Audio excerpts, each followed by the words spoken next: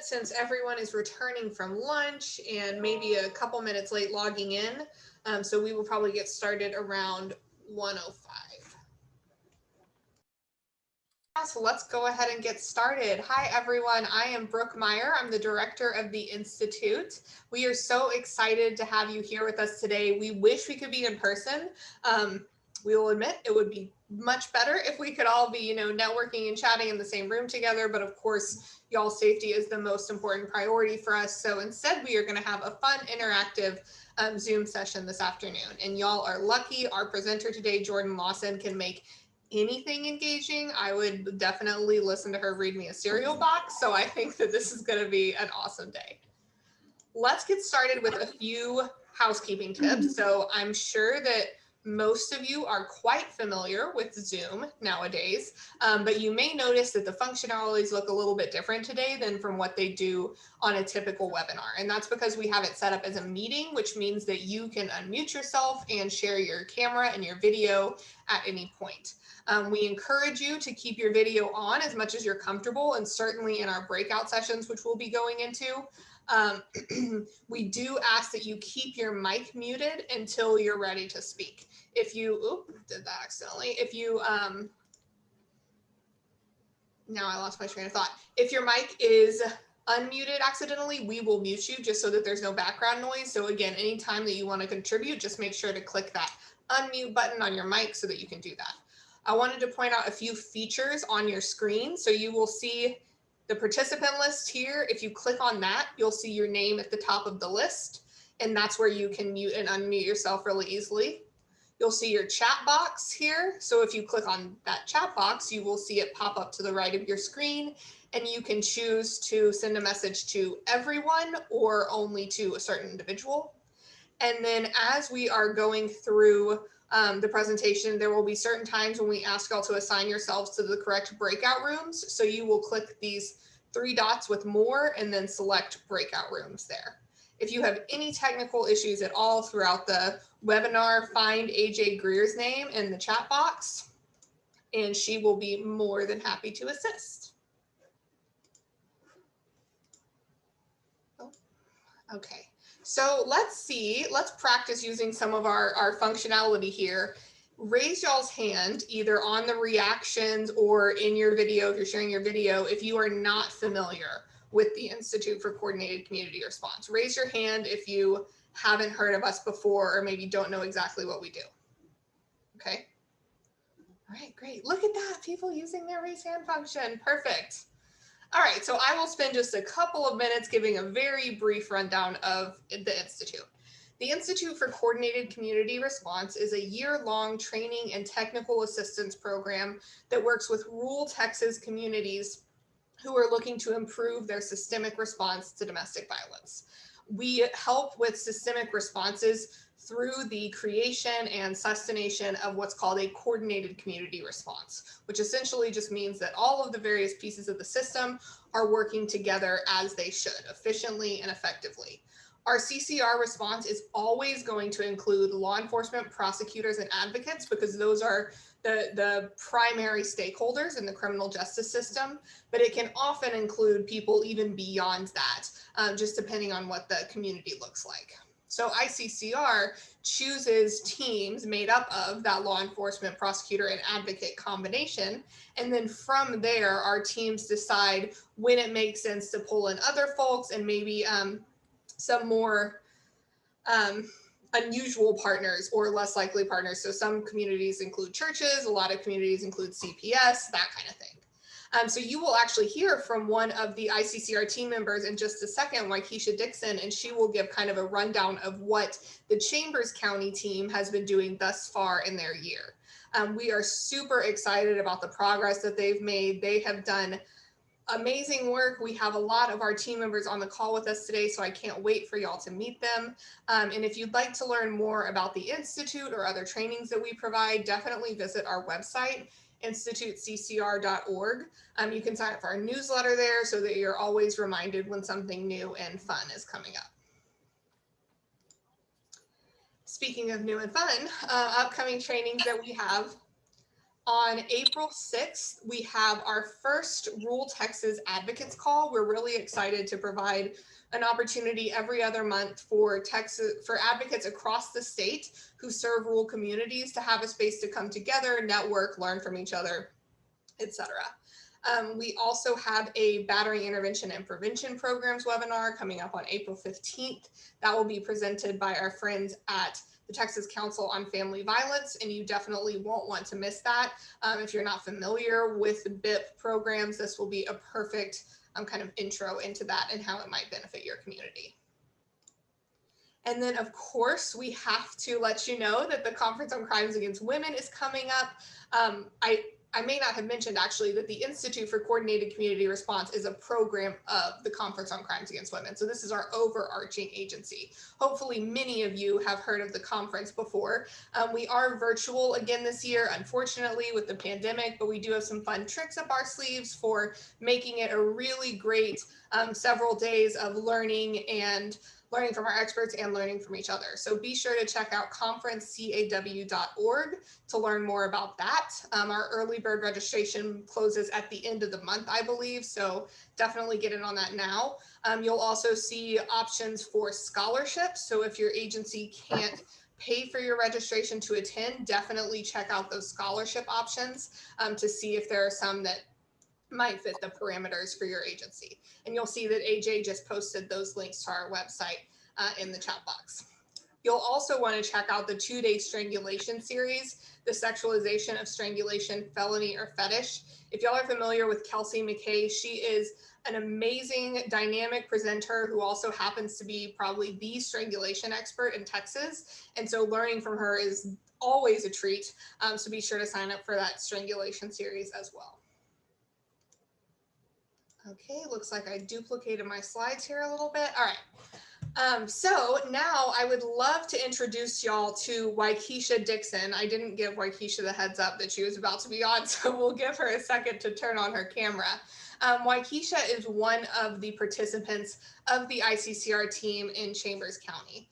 She serves in the coordinator role of the team and works with several other prosecutors and law enforcement in the area, and she'll be giving you some more details about all the great stuff Chambers County is doing. Hey, Waikisha. Hey, Brooke, thank you for the warm introduction. Let me first say I appreciate everyone's sacrifice of time to be a part of this training, but also to hear of the work that the group has been doing concerning ICCR and the BPA, and really working together as a unit and as a collaboration in helping survivors of domestic violence in Chambers County. I will say I have had the great opportunity of working with some amazing people who care about, one, Chambers County, but also care about survivors of domestic violence. And so we have been meeting, brainstorming of really coming up with ways on how we can best support survivors. But in supporting survivors, what we also have to identify is that there are sometimes things and processes and procedures and systems that may be in place that cause barriers for survivors that don't always help to connect them to the proper resources. And sometimes that ball just gets dropped, right? Not that we're intending for it to happen, but sometimes it just happens. And so what we've been able to do to come together as a group is identify what some of those barriers may be, what some of our systematic processes may be, what some of our resources may be, and how we can come together better as a unit in Chambers County, like I said, to help survivors of domestic violence. And so, yes, Brooke said, I'm Waikisha Dixon. I am the BPA coordinator. And so I've had the task of scheduling the meetings, keeping us all on task, and moving us all in the right direction. And it has definitely been a pleasure. This was a grant that was wrote together with Bay Area Turning Point, but also with the District Attorney's Office. Eric is a fellow that works alongside me, as well as the Chambers County Sheriff's Office. And John Leger also is a part of the group as well. So we are the 3 fellows who are primarily responsible for making sure that this thing goes forth, that we make sure that the BPA is done, that we are making sure the needs of survivors are heard in Chambers County. And so having the different dynamics at the table has been great. We have the service provider for the victim provider, we have the legal piece, and then we have the criminal justice piece. And so all of us sitting down and really mapping out what we do and how it all works has been phenomenal for us to really have an eye opening and have that understanding of where we each play a role. So what we did, I believe Brooke may have talked about what the BPA was, but it's just a quick, go ahead, Brooke. Keisha, I actually didn't explain the BPA, more ICCR as a whole. So if you Oh, want to okay. tell them what the best practice assessment is. Sure, I will. So I'm going to read to you guys what it is, so I don't want to miss a piece. But the BPA is relatively a quick review of a systematic response to domestic violence cases using checklists and core practices. The process involves a narrow scope, small number of participants, limited data collection, and little direct consultation with victims of abuse. It relies heavily on a guided review of official reports such as 911 calls and patrol officers' incident and arrest reports. So what we did throughout this time, what we've been sharing is we pulled 911 reports from both Mount Bellevue Police Department, and we also pulled from the Chambers County Sheriff's Office. And so what we were able to do was look at what those 911 call outs were and really evaluate those cases to figure out, what worked, what didn't work, where we missed the mark, where we made the mark. And so going through that process and mapping it out was, like I said, phenomenal to really get an eye opener for us to really dig in and see where those pieces may have been missing. We do have a team, I think it's of about 10 that are coming from all different areas that all comprise of assisting survivors in Chambers County. And so with our BPA, one of the things that we chose to focus on was that we would do patrol response to domestic violence cases, which is why we were able to pull the reports from 911 callouts. So whether that was someone going out initially on the scene or whether that was someone coming into the police station and making a report. And so we took those cases, each of us evaluated them and determined what were, best practices that worked for a survivor. We were transparent with each other. We have been transparent and we have been honest, which has helped to make this process flow and work better. And so now what you guys may see coming forth in the community is where you will see a full comprised BPA report. And so what that BPA report will look like for you guys is really us diving in and kind of teasing apart those pieces. I always like to say it's not a moment to highlight what people are doing wrong. That's not the goal of the BPA. It's really to highlight how we can best serve survivors. And that's what the key thing is of what we've been trying to do with the coordinated work that we've been doing. And so you all will see the report that will highlight some of those things that we can do better, right? It will also have some things that we plan on doing as a coordinated system and making sure that people are trained, are aware, are knowledgeable, and we're making the best step and best efforts to support survivors. These reports have already been disseminated to those who are within the BP, within the group. So you may have already seen it or you may have heard it, but it will be a true publication coming out that you guys will see firsthand. I would like to say if you are connected to anybody who is a part of doing this work with us, feel free to ask those questions, right? This isn't something that we're trying to hide, that we're trying to control, but we really want to dig in and we really want to figure out how we can move in the best direction of helping survivors. And so some of you all may be thinking, okay, thank you for the information. How do I play a part? But we all play a part in this. We will hopefully soon be coming up with some trainings that are going to be applicable to those who are in both law enforcement and in criminal justice and in supporting survivors. And so we wanted to just give a brief information of what we're doing, but I will also say we need your buy-in. We need your commitment, even at this level of just discussing it, for your commitment to be able to say, hey, I'm here to help survivors. I'm here to figure out where my role and where my piece falls to best support what the effort is. Again, this is not a critical pull apart, pick apart what anybody is doing. But at the end of the day, we are here to serve. And in this focus, we are here to serve victims of domestic violence. And so we will be, like I said, rolling out trainings. It is also one of our goals that we build up a coalition or like a community response team where we will have different organizations that will come together at the table, discuss cases, discuss resources, discuss how we can move in a better fashion to be able to assist the community of Chambers, as well as to be able to assist survivors. And so hopefully you guys have heard about it around your offices and you know those who may be connected to what we're doing.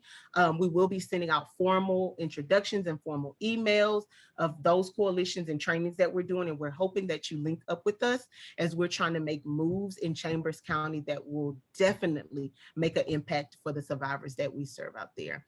And so I think Eric turned his camera off, but I was going to offer him a moment if he had to, but he may have stepped away and John couldn't join us on today. Oh, he's back. But Eric, did you have one or two things you want to say, or no, you're good? You're on mute. Oh, there you go. Am I on? Yes. Okay. Really what I wanted to do was thank Waukesha and acknowledge Waukesha for the role that she took in leading this process. And I also just wanted to say that we were faced with some difficult circumstances at the very beginning of the situation, and the need for collaboration has always been there among these groups. And I think the situation that we were placed in with COVID and with the shutdowns and other things kind of got us to a different place, because the need to collaborate was always there. COVID brought us together kind of in a really different manner. And the whole ICCR process led us to an overall increase in collaboration that we've been needing for a long time. So I'm glad that we had this opportunity, and I hope that the people who are becoming involved stay involved going forward in the process. So there you go.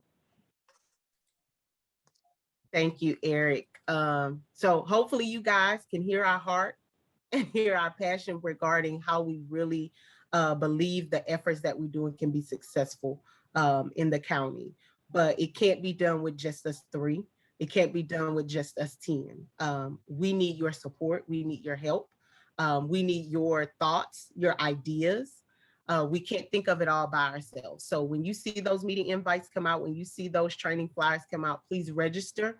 Please link up with us. Please ask questions, and know that we are here as a team and as a collaboration to move forward in helping survivors of domestic violence.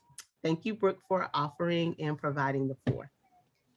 Thank you so much, Waukesha. Y'all can see why it's been such a pleasure for us to work with Chambers County so far. I am so proud of this team. They've managed to get together the largest amount of people from the very beginning and just continue to grow that support and knowledge saturation across Chambers County. And we're so excited to see all of the things that are still coming down the pike.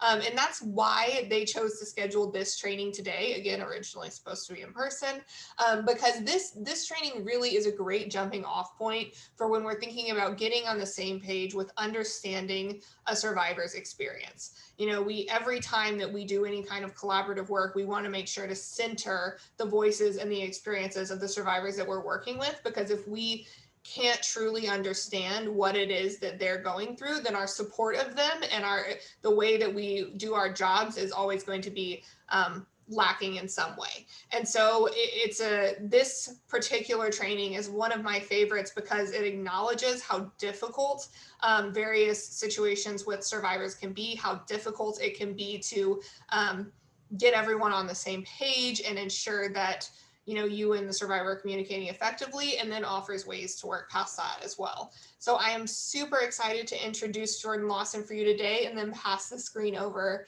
to her to kick off our training.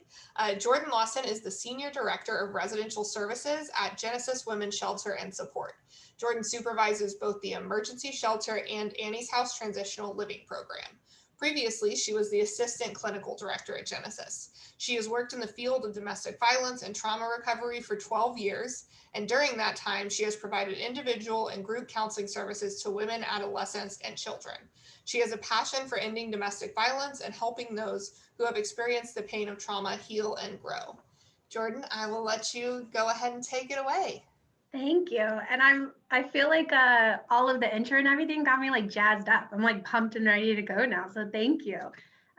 Really excited to be here with you guys today. And just like Brooke said, this is one of my favorite presentations to do too, because in my experience, literal experience working with survivors, this kind of makes the most sense to me. It's the theory and the idea of like, okay, that's what's going on, and therefore here's what I do. And I am somebody who likes practical, realistic, okay, if it's this, then do this. If it's this, then it's this.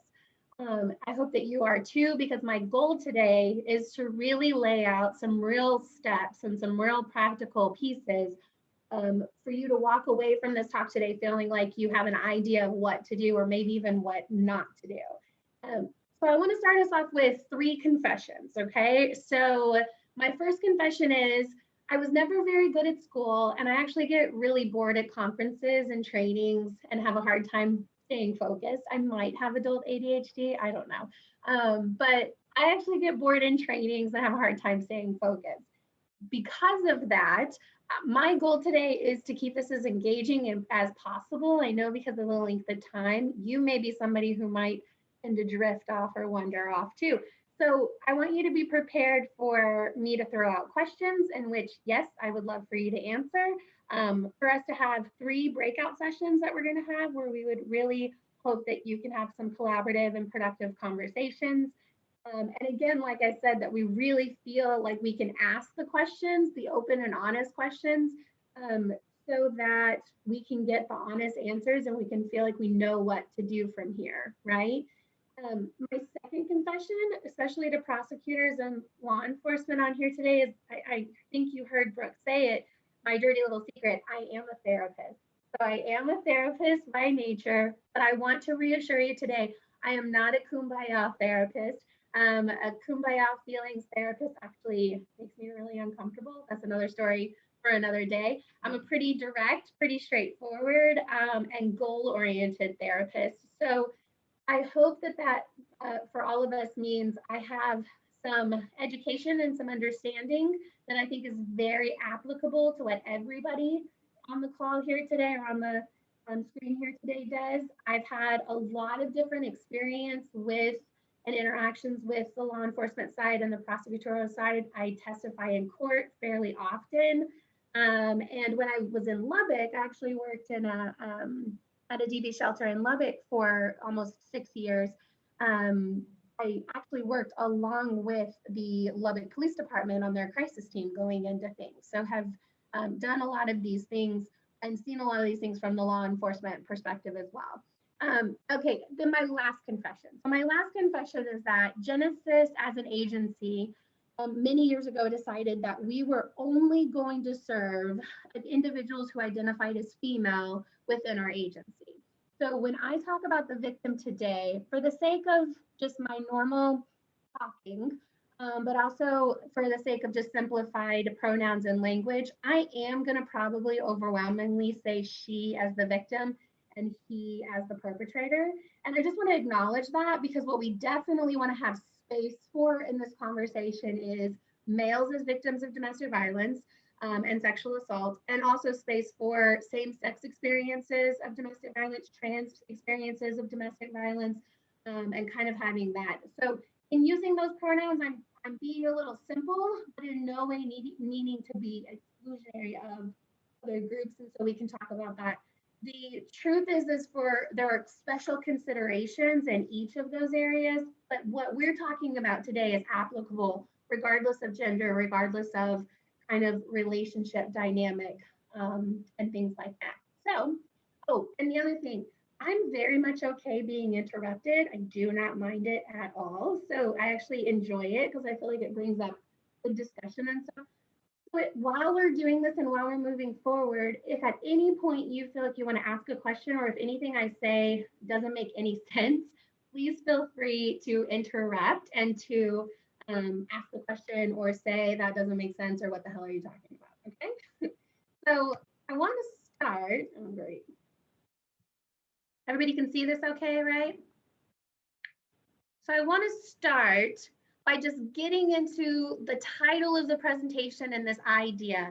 Is it okay to feel frustrated with victims of domestic violence? What do y'all think? We're supposed to be trauma-informed. We're supposed to be client-centered and survivor-centered. So is it okay to feel frustrated? Well, my answer to that is yeah, because we're human too, right? And yeah, because this work is really frustrating. It's really illogical. It's really irrational. It doesn't make a damn bit of sense. It's actually not that hard to not abuse people, so it shouldn't happen, right? But also the victim side of things are really confusing. It's really complicated. I don't know about you guys, but I really like simple things like this is the problem, so I do this and it fixes the problem, right? And if you guys are like me in domestic violence, that's rarely, if never, the reality. It's a very complex webbed situation, and so trying to help somebody in this situation is really frustrating. You find a lot of barriers, you hear a lot of no's, you may even get resistance from the victim herself. And so, of course, I think it's okay for us to get frustrated with victims.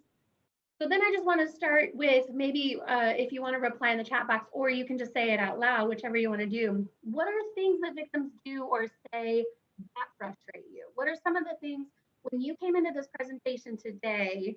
Why does she do that? Why do I get frustrated? What were some of the things you came in experiencing or thinking about? Let me figure out where I can see mine.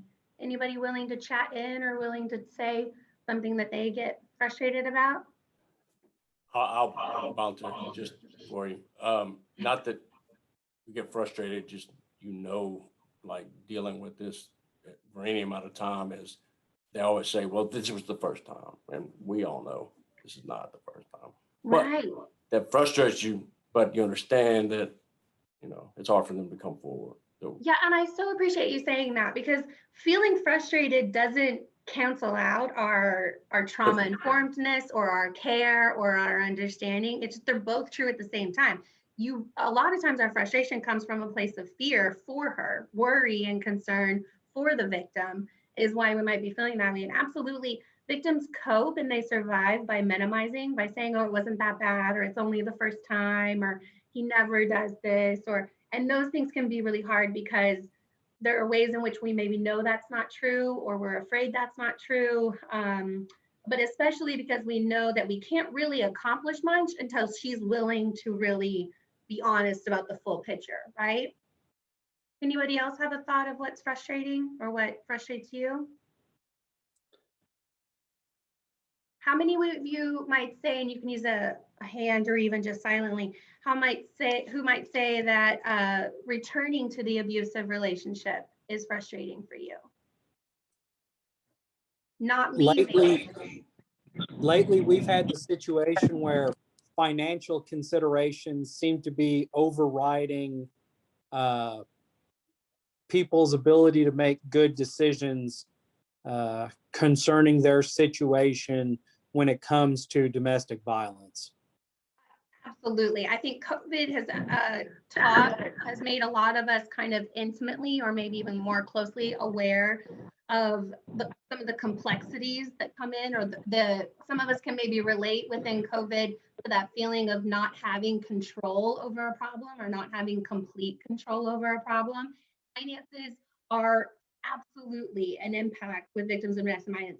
99% of victims of domestic violence report some form of financial abuse. And so it is absolutely an impact. And it's a reality. If she doesn't have the money to move out and go somewhere, where's she going to go, right? And yet the other reality, which is she's staying in the abusive relationship and therefore maybe calling your officers back repeatedly or dropping a case and not testifying or not coming to services, that's really frustrating. That's really hard. Anybody? So I want to tell you a little story about a client I had before. And this is the advocate side of things. Currently, I run our residential program. So I run our emergency shelter, and then I run our transitional living program. I also run our 24-hour crisis hotline. But as a therapist in this field, I had a client, and we'll call her Tina. And Tina actually had left her abusive partner. And Tina was in the middle of a really nasty divorce case. And in the middle of her divorce, she was kicked out of her home. She had to leave her home. She moved into a home that a family member let her stay in. And then her abusive partner boxed up all of her things, according to her, purposely threw everything in very haphazardly, and she didn't know which box anything kind of was in. And then he just dropped the boxes off at her house. And so we started meeting together.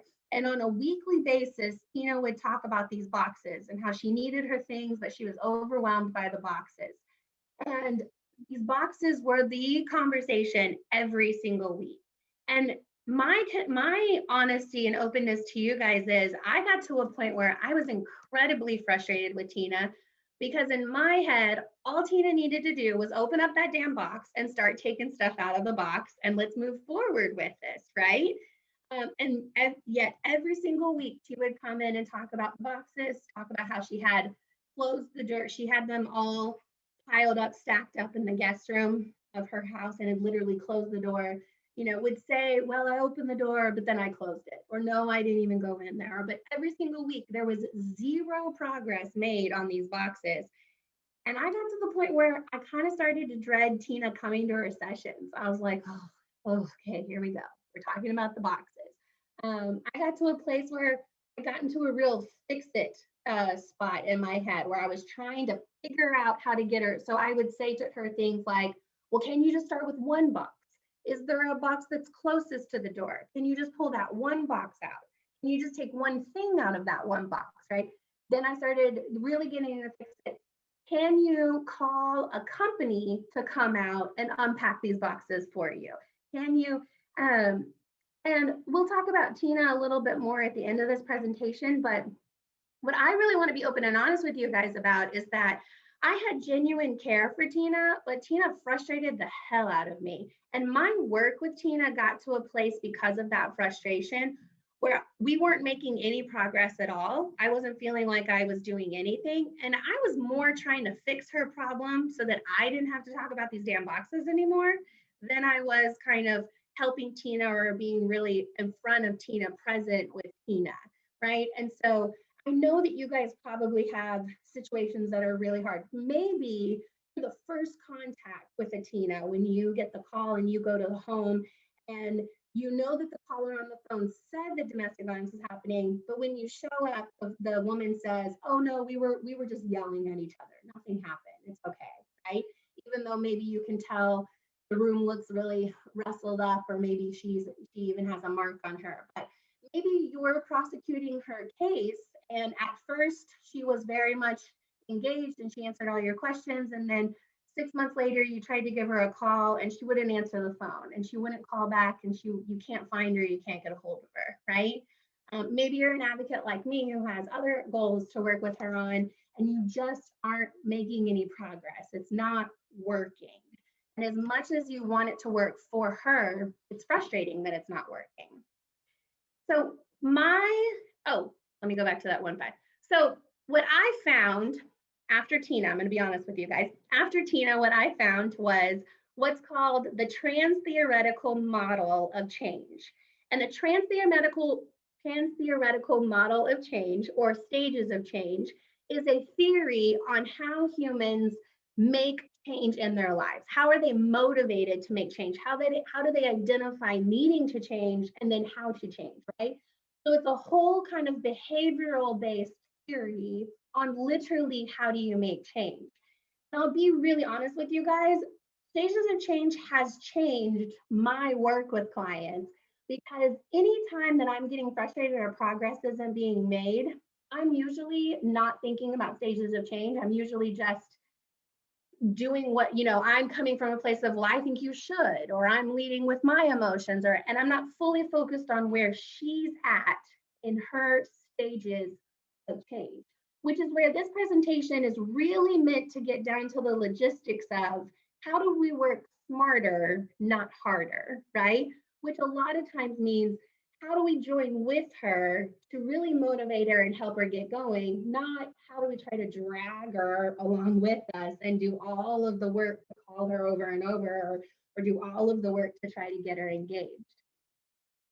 So I want to start with an explanation of trans-theoretical model of change, or stages of change is what we call it shortly. So the stages of change are 5 different stages that move along in this change process, or this change journey. The stages of change was initially created to address the issue of smoking. It was really trying to look at how do we help people become motivated to stop smoking, and how do we support them in stopping smoking. I think that's really interesting and important because, kind of universally, we've accepted and understand that smoking is really dangerous for your health. And yet at the same time, we have people who are still smoking and still struggle to quit smoking. And so there's ways in which that comparison to domestic violence, we know domestic violence is dangerous. We know she knows it's dangerous, but she's continuing to stay in the relationship, or she's going back to the abuser. They kind of go hand in hand, right? How do we kind of look at what people are doing from a change perspective, even when some of the things that they're doing are illogical, maybe even irrational, maybe even self-sabotaging, or self-harming, right? But as much as smoking is kind of the definition, I'm going to use a different explanation to try to make this, for us to connect to this. How many of you would confess gaining the COVID-19? Because can I just confess to you guys that I've definitely gained the COVID-19 pounds. So COVID lockdown breakdown meant I totally fell into the can you make fresh bread category. By the way, I can't, but I can make an apple pie. I learned how to do that. And I can chop the heck out of ice cream. I can do that. And so I'm going to go with, let's say we all have gained the COVID-19 and now we all want to lose the COVID-19, right? So wanting to lose weight is kind of the universal, we all have kind of experienced that, or at least thought about it at some point, right? So let's think about the stages of change with the goal of losing weight. That's what we want to change, right? So the first stage is the pre-contemplation stage. The pre-contemplation stage is the stage where you're not even thinking about your goal. You haven't identified that there's a problem. You're not aware that there's an issue. So this was me definitely during the summertime, eating Oreos, eating ice cream, like just literally coping through eating and enjoying these snacks. Pre-contemplation is when you're not even aware, you're just enjoying it, or maybe you're not enjoying it. Maybe you're miserable and you don't feel good and you feel bloated and but you're not thinking about the eating being the problem. You're just noticing you don't feel good, right? Pre-contemplation is literally before thinking about it. I'm not even thinking about it yet. So then the second stage is contemplation. I start to think maybe the eating is the problem. What if I were to eat differently? What would it be like if I were to lose some weight, if I were to stop having ice cream? So again, it's kind of what if, and it's kind of playing with it. But a huge part of the second stage is I don't quite have ownership over the fact that I can make the change. It's just more so this thought of what if it changed, right? What if magically I ate better and lost the weight? Or what if magically I just lost 20 pounds, woke up lighter, right? I don't really own that I could do something different. Stage 3, which is preparation, here's where I'm starting to have some ownership. Here's where I'm starting to really identify what I can do to make things different, to make change happen. And so maybe I'm starting to think about, yeah, Jordyn, this ice cream's not a good idea. Maybe you could stop buying so much ice cream, right? When you go to the grocery store on Thursday, do not put ice cream on the list and do not go down the ice cream aisle, right? I haven't gone and bought the healthy food yet, but I'm planning. I'm thinking about what I could do. And again, a huge part of this is that I believe I am in control of something that I can do. I understand that I could be a part of this change process. Stage 4 is the literal action, right? The literal action of I went to the store, I bought the healthier foods, I avoided the ice cream aisle, I came home, I've started to make the healthier meals. And then stage 5 is the maintenance piece, which is I've consistently been eating healthier. I've consistently reduced the amount of ice cream that I eat on a regular basis. I've kind of created this new habit and this new thing where I'm consistently over time have made this a change. Okay. Now let's look at these stages a little bit more closely as they apply to domestic violence. Remember pre-contemplative, I'm eating my ice cream. I may be feeling fat and miserable, but I'm still eating it. I'm still loving Ben and Jerry's. I don't even know Ben and Jerry's is the problem. So in this, when you think about domestic violence or in the situation of domestic violence, she's probably not recognizing her partner's behavior is abusive. She can tell you, or she might know that he's not supposed to do that, or this is a negative thing, but she doesn't put the label of abusive on it, which is where that coping by minimizing comes in. That survival by pretending like it was a one-time thing or it won't happen again really is a part of this, right? She's probably even still taking responsibility for causing the abuse. So he's told her all of these reasons. That honeymoon phase is usually really characterized by an apology with a big old but in it. So I'm sorry, but I don't like it when I'm sorry, but it makes me mad. And so all of those reasons that he's given her for why she caused it to happen, she still has those in her head and she's thinking, it's probably me who's the problem. And so in pre-contemplative stage, she may be doing things to try to change him. Okay, guys, so I want you to hear that. She may be trying to work on how she can stop him from being abusive. So she's trying to keep the house cleaner. She's trying to keep the kids quieter away from the house. She's trying to have more sex with him. She's trying to be away from him and not talk to him as much. She's trying to cook these things. She's trying to do anything she can think of to try to stop his abuse from happening. She will protect him in this stage. Protecting him is a part of her survival, but it is a part of the emotional coping of this stage as well. So she will deny that it's happening. She will rationalize and say, well, it's because I did this. He's having a hard time at work. COVID's really rough on everyone. He's lost his employment. She'll have all of these kind of rationalizations about why it's happening. And then at this point, she's going to have a really hard time talking about safety because it butts up against that emotional coping through minimizing. So if you try to talk to her, as an advocate about safety planning, she may have a lot of I don't even know what you're talking about. She might have a lot of reasons why your advice or your ideas don't work. A lot of times this feels like barrier seeking or no seeking, where you say, could you do this? No. Could you do this? No. And so everything you're trying to do, she has a reason why it won't work or no, she can't, right? If we move into contemplative, again, this is moving forward a little bit. Now she's starting to identify his behavior as abusive, but she's still really not understanding what she could change in this situation. She knows he's abusive, so she's still trying to find ways to stop his abuse, right? She's still trying to find ways to make him get it and make him stop. She might be coming to counseling because she wants to hear the information to take it home to him and teach him the information. She may be calling the police because she thinks that having the police come will scare him and it'll make him understand how serious it is. I literally have heard women tell me that she just wanted him to get how serious it is, how much it hurts her. And so she's calling the police. She doesn't have any intention of prosecuting him or having him go to jail or kind of participating with law enforcement.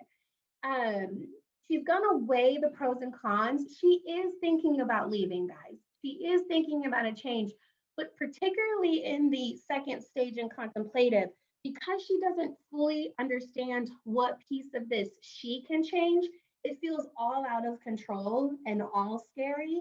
And very much the cons of making a change very much outweigh what she thinks she would get by making a change, the benefits of making a change.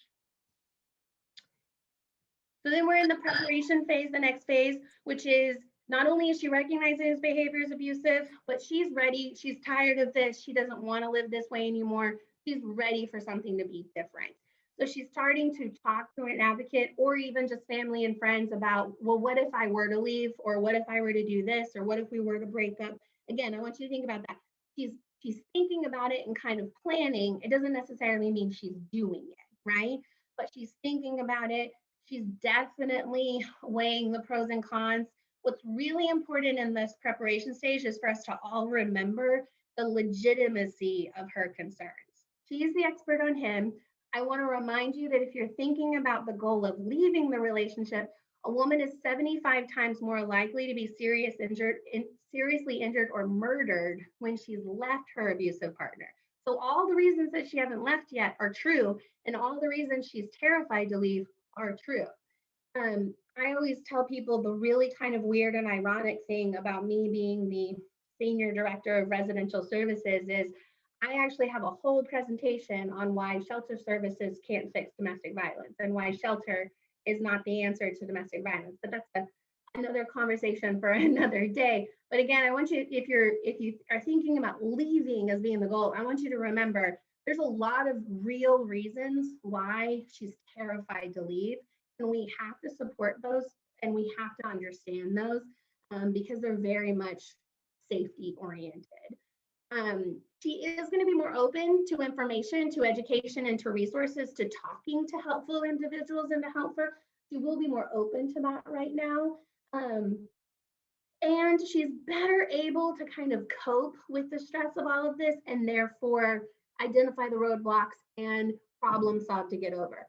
In the first and second phase, roadblocks or cons or problems were very, fight, flight, or freeze. They left her in this freeze place. They were too overwhelming and she froze and she couldn't even talk about how she might overcome them because it was too overwhelming.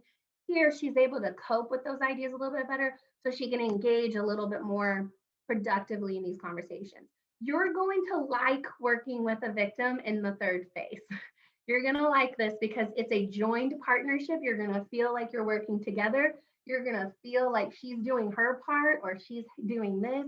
You're going to feel like you're helping her because you're going to give her information and she's going to call people or she's going to do something with the information. So you're going to like stage 3ers. You're not going to like stage 1 and stage 2. That's the one that we're going to talk about a lot today because those are the ones that are hard. And let me just go ahead and call out that for law enforcement in the room and for prosecutors in the room, majority of your clients are probably in stage 1, if not stage 2.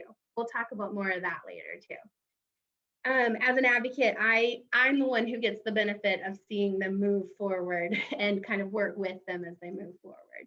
So then that action stage. Let me start off the action stage by being very clear. Action stage is not distinguished by she left the relationship. That can't be our understanding of action. I'll give you the reason why. I have women come into shelter every single day who actually don't have any intention of ending the relationship with him. She needed to be safe in that moment, and so she left in that moment, but she's not in a place of thinking about breaking up with him. She might even have come into shelter with the plan of going back to him at the end of this, right? So leaving is not really the goal. The goal is the empowerment of, does she understand what she can do to change, and is she making that change? As an advocate, I will see the action phase of, does she identify that his abuse is not her fault? Does she have awareness, increased insight around the escalation of violence, and therefore knows her safety plan and is utilizing her safety plan, right? The action phase cannot be characterized by she's not being abused anymore. Anybody want to pop in on why? Because leaving doesn't stop the abuse, does it? Right? I actually just got an email yesterday from a client of mine, probably 5 years ago, and she's continuing to experience abuse through her children that they exchange for visitations for the last 5 years, right? So action can't be she's not abused anymore, she's living her life great. It has to be she's consistently using her safety plan. She's consistently using her coping, and she's kind of managing the reactions that she has to what he's doing. Does that make sense? Mm-hmm. And then, of course, that maintenance phase, she's no longer taking responsibility for his behavior. She actively uses her skills, like we talked about, in a consistent overtime way. She's taking steps to engage in healthy relationships. There's this kind of feeling of the future within stage 5. I don't know if you guys feel the same way, but when I work with clients who are in stages 1, 2, and 3, there's very much this stuckness feeling, right? Like they're stuck in this situation or even stuck in this time phase, kind of thing. 5 is where you're really be able to talk about the future. She's talking about wanting to be with somebody again in the future, and what would that be like? What would she want to have in a partner? How would she want to be in her relationship with her partner? And so there's very much this like future oriented. She's not having to, let me say it this way. In domestic violence, victims are rarely able to comprehend and consider the future because they have to constantly be present oriented. Because in the present, I'm in danger. I have to constantly be ready to react to what's happening now in order to protect myself. So I can't think about the future. The problem there is obviously she can't consider consequences. Her brain actually literally can't tap into the part of it, the prefrontal cortex necessary to think about consequences. So she's making a lot of decisions without ever thinking about what might happen. It's where you might see her and go, what are you doing? Why are you, like, it might be really confusing as to why she did that thing. Because she literally is present oriented only thinking about and she's thinking about that day. What's he doing today and how to protect myself today? Which means what she does today may totally contradict what she did yesterday. And she might completely do something different tomorrow because it's only where is he, what's going on, and what do I need to do today to survive? It's that survival oriented state. In the maintenance phase, she's finally getting her prefrontal cortex back. She's able to really think things through, and she's able to be kind of future oriented, right? Any questions about the 5 stages so far? Any thoughts? Well, like I said, I really want to make sure that this idea is applicable to each of your roles in interacting with victims. So what we're going to do now is move into scenarios. So I have broken up 3 different victims' stories, and I'm going to assign them to 3 different groups. So we have a prosecutor group, attorney group, a law enforcement group, and then an advocate group. And so if you don't think you're a law enforcement officer, you don't think you're an attorney, but you don't know if you're an advocate, you fall in the advocate group, if that makes sense. And what I'm going to do is assign a victim to each of these groups. And then I have some questions that I want you guys to kind of discuss and process. A big part of these questions is going to be really trying to look at what stage do you think she's in? And based on what stage do you think she's in, what should you do or should you not do? And then when we come back together, we're going to do this for probably about 8 to 10 minutes. And then when we come back together, if somebody can kind of be the secretary or the speaker of the group and kind of share with us I'll read the scenario and then you guys can kind of share with us what you decided. Then I also have some information about what to do, what not to do, what stage she's in, that kind of idea. Does that make sense? That's clear. So we're going to put these questions. So once you get into your breakout rooms, we're going to put these questions in the chat box so that you can see the questions in the chat box. But let me just go over them right now. We want you to, in your breakout rooms, we want you to read the story of the client. We want you to then talk about what stage do you think she's in? 1, 2, 3, 4, or 5, right? What stage do you think she's in? And we want you to think about like, why do you think it's that stage? What is it about her story that you picked up on that makes you think it's that stage? From there, I really want you to identify what's your goal in interacting with this client. Again, like I said at the beginning, the reason I really like stages of change in my own work, but also in my training, and I train with the Dallas Police Academy, and I train with attorneys, and I train with advocates all over is, again, that I'm literally trying to help you meet your goal here. If your goal is blank, this is kind of the easiest way to get your goal. And so in order to do that, I think that we have to be really aware of, well, what's our goal? What are we trying to do here, right? So I want you to identify what your goal is. And therefore, if that's your goal, what should you do to reach that goal? What should you not do to reach that goal? Think about where she's at in the stages of change. 1, she doesn't even know there's a problem. 2, there's a problem, but she has no clue what to do about it. 3, she knows there's a problem. I think I could do something. Maybe I'm willing to talk about what to do, right? 4, and can I kind of just let one cat out of the bag? All 3 of these are not a 4 or a 5. But clients who are 4 and 5 normally don't interact with any of us, or they're ending their therapy services. But 4 would be she's making change. 5 would be change has occurred, she's living her life. But think about, where is she in the stage, and therefore what should I do or what should I not do? And then I would really like for you to take a minute and just try to think about, what about this particular scenario might frustrate you? What would a client like this do that would make it harder for you, or make you want to push a little, or make you feel frustrated in this, okay? Any questions about the breakout room? No? So then, AJ, how do we break? I just do that with my hands. Jordyn, Okay. do we want to go through the scenarios?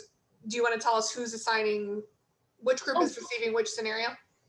Yes, let me do that. And then do we have the ability to put it in the chat for each of the group? Because my only thing is if I go through the scenarios, I have to tell them the next, I didn't plan this that well in the slides, because the next slide gives the answer away. So No, you can just. But let's go through this together. So let's go with Sarah. Wow. Let me give you the answers to all of them before we even get there, guys. Okay, let's go to Sarah. I'll read the little scenario, and then whoever the speaker is for the group, if you wouldn't mind talking about kind of what you guys discussed and what you your thoughts were. So Sarah is a 37-year-old mother of 4 kids. She's a stay-at-home mom. So one night, the neighbors called the police due to hearing screaming in the home. On the 911 call, it's reported that they heard a female screaming, "Please stop," and what sounded like things breaking. But Sarah reports to the police that she had been arguing with her husband. No abuse occurs. Says to the police, no abuse occurs. Officers did notice red marks on her arms, however. So speaker for Sarah's group, what did you guys think? We had a little bit of a split. I was saying 1, and I think everybody else was saying 2. So I got outnumbered, but we didn't elect a speaker either. Oh, okay, that's okay. Tell me a little bit, if you were in Sarah's group, if you were, or Charles, you were 1, what about the scenario made you kind of think 1? Well, there is really nothing in here where she's identifying that there's a problem. Mm-hmm. Now, there was the thought in the room that, well, perhaps she's covering up the problem for the other person. Oh, yeah, I hear that. So I like that. So we don't entirely know what internally she's thinking, but externally for you, Charles, she denied the abuse. She said there's no abuse. And so you're thinking pre-contemplative, right? That was one of those. Yep. So Charles, so this is law enforcement. So as a law enforcement group, when you're interacting with Sarah, what do you think your goal is for interacting with Sarah? What are you trying to achieve? Lisa had a good goal. Lisa, do you mind saying what you think your goal is? I think the goal on this one is, from the officer's point of view, at that point, if an arrest is not being made, or even if an arrest is being made, is to just keep on pushing the advocacy, and that there are resources out there to help you, and to keep, pushing that as much as you can. Maybe, the next day, do a call, officers stop by and check and see how things are going. I really appreciate that, Lisa. And Yes, I do. so, I mean, that's, Uh-huh. at that point, that's all that we can do. On this one, like I said, I didn't know if that was a return call, if we've been to that residence before, and that's why I was saying that it was in the second phase, because she knew how to put her words. Nothing happened here. Yeah. Nothing happened. I do say I have to kind of love it that the law enforcement group did point out that there's not enough factual evidence within the scenario for us to determine. That's totally a law enforcement thing to identify. So I hear that. Yeah. And I love your point, Lisa, about that kind of trust building is what I'm hearing you say, that the goal within that is to develop some sort of rapport and trust building between the officer and the victim, so that she may call the police in the future, right? Exactly. When I train with the DPD Academy a lot, what I talk a lot about, and I know the prosecutors in the room are going to hear this loud and clear, it is so imperative that the first interaction with law enforcement be positive for a victim, because it has a huge determining factor on whether or not she'll stay connected to the process, right? We know this process is going to be lengthy. We know it's going to be frustrating for her. We know it's not, and no way about it, it's never going to go exactly as she wants.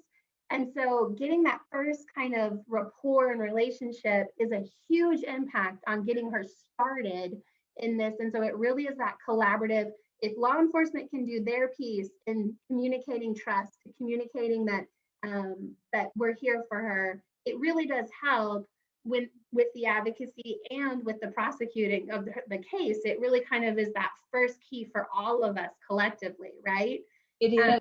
And because to me, on so many of these, the women on the controlling part, they've already started being cut off from their family or that are checking on them. And so they need somebody that they can call.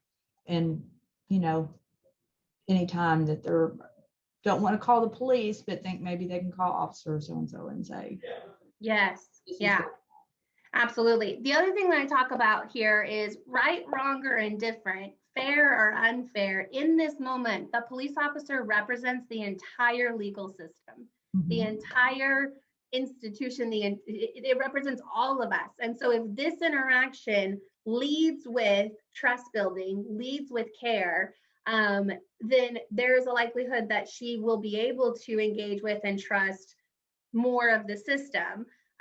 If the opposite is true, if we push here, if we challenge, it's not that we don't challenge, I'm going to get to that in a second. We do challenge, but if we lead with judgmental challenge, well, you have marks on your arm, so I think you're lying to me, right? And that breaks that trust, and it may impact her and view her kind of willingness to engage in the entire system, right? And so I think that's kind of an imperative part too. So to y'all's point, there's a lot of missing details here potentially, and if you had more details, it could go another way. To me, this could probably be an example of a pre-contemplative client. And I'm with Charles because she denied it, right? Because she flat out said there's no abuse. She's not yet at a point where she's willing to call that it's abusive. And so in this stage, I think it's imperative that you expect them to deny it, right? If I go into there with this expectation and this understanding of she's going to deny, she's going to minimize, it protects me and it gets me prepared to not react, or if I am going to react from a place of understanding and a place of care, not from a place of you're lying to me, I'm frustrated, right? So I usually try to go in these prepared to be lied to, prepared to be for her to deny, with that understanding of she's denying for survival in some way. It might be illogical, but she thinks it's protecting her. So I'm going to trust her that in this moment, that's what she feels like she needs to do, even if I wish she could do something differently, right? Things that I'm going to try to purposely say here, and law enforcement people, please hear me. I'm not trying to ask you to talk like a counselor. I'm asking you to be a little more flowery, but not a lot, okay? But I think in domestic violence, we are never neutral on safety, which means we are direct and clear on the fact that we are afraid for her and that we are worried that she's going to get hurt in this situation. A lot of times, if you talk about domestic violence to a pre-contemplative person, if you can talk in generalities. So don't talk about her situation and her abuser. It's too close. She's not ready. If you can talk about victims who experience of abuse, abusers who are abused typically, if you can kind of broaden it and take a step away from her, she'll be more open to hearing it. And so you can say things like, I'm concerned. So you're going to say things broadly, like, sometimes victims of domestic violence are afraid to tell law enforcement. And so can you tell me what, is there anything that you're afraid of that you want to tell me? Is there any reason that you feel afraid, right? So you can kind of take it broadly, not right at her. Right at her is going to make her shut down, right?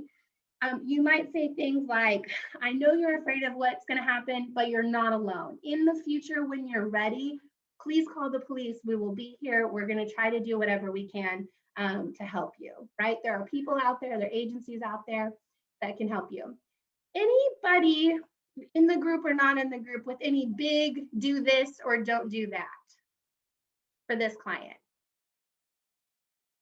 Anybody have any thoughts? Big one, do not talk to her with her abuser standing right there. Why? She's not going to open up to He you. doesn't have to say a word. It's a look, and she knows it. He's hearing it all. You take them outside, out of the view and out of audio too. Forget the view. If she knows or thinks that he can hear it, she's on stage. Exactly, which also includes the children. If her kid is standing right there, then it's not going to work either, because the kid may be a reporter for him. That's another conversation for another day. Or she doesn't want to say it because she doesn't want the kid to know. And I would rather keep them out of any like to relive it, or like if, and I know if it's one officer out there, it's tough. Officer safety first. So absolutely don't put them with the abuse, But if you have three out there, stick kids with one of them, and all out of view of the other, all out of them. If mama need to be those kind of things, but definitely don't. Eye shot and earshot is huge. Absolutely, they're not going to tell you anything. Absolutely. So if you can get her away, I like that you led with the safety piece, because absolutely that has to be true. We have to acknowledge that these are the most dangerous calls for law enforcement, and so we want them to be safe. And so if you can get her away, at that point, you can start to say things like, are you afraid? So not is he hitting you or are you being abused? Those are really big things, but is there something that you're afraid of? Do you feel like you're safe in this home? Are you needing help with anything? And just trying to listen to that idea of fear. Maybe even, I'm going to use a counseling word here. Sorry, guys. Maybe even reflect that it looks like she's afraid. So say, to me, it looks like you might feel a little afraid. Can you help me understand what you're nervous about? Please be aware that she literally might be nervous because she's speaking to a police officer, right? Like that literally might be part of the thing. But again, the most effective way to interact with a pre-contemplative client is to talk in broad terms about domestic violence, not trying to talk specifically about her case until she's ready. Now, I know that's hard because officers have to ask direct questions. So ask those questions, but if you can do kind of one of those things where you start off broad and you get closer to her situation, she's going to be more open to it. If you go right into the question, walls go up, she's not answering anything. Does this make sense? Any questions about Sarah? Okay, let's talk about Yvette. So Yvette is a 25-year-old undocumented mother of two. Kiddos go to school and the school makes a CPS report because the teacher saw a bruise on the kid's arm. The kid reported that the father has grabbed him and shook him. During the interview with CPS, mom reported that verbal, emotional, and physical abuse has happened to her and the children. So they come up with a family safety plan, and it states that Yvette will not live with her husband, that she will attend counseling at DV agency, and that her kids will get enrolled in counseling. Yvette, though, she schedules a lot of appointments. She seems engaged at first, but then she's missing all of her appointments. She's not really answering the investigators' calls. And we find out that she's continuing to talk to her abuser, which is against the family safety plan. So group 2, what stage did you guys think that Yvette was in? So Yvette, we felt that Yvette was in the pre-contemplation stage. And we came to that awareness, one, because of the continuous missed appointments, the lack of the follow through, the non-acknowledgement of the abuse regarding her children, because they clearly had the physical bruises and things of that nature. So the acknowledgement of, it's happening to me, but nothing's going on with my children. So that unaware, wanting it to seem she's unaware of the situations that's happening in her home. And what did you guys feel like as advocates was your goal in interacting with Yvette?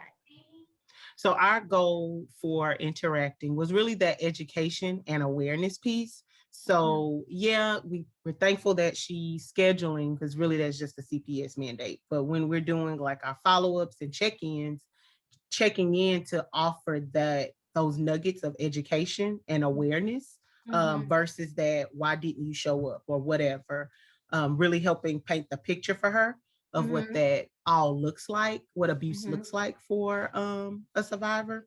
Yeah. Oh, I love the idea of taking advantage of that open door, which might just be she answered the phone, right? Or she called you back to schedule the appointment.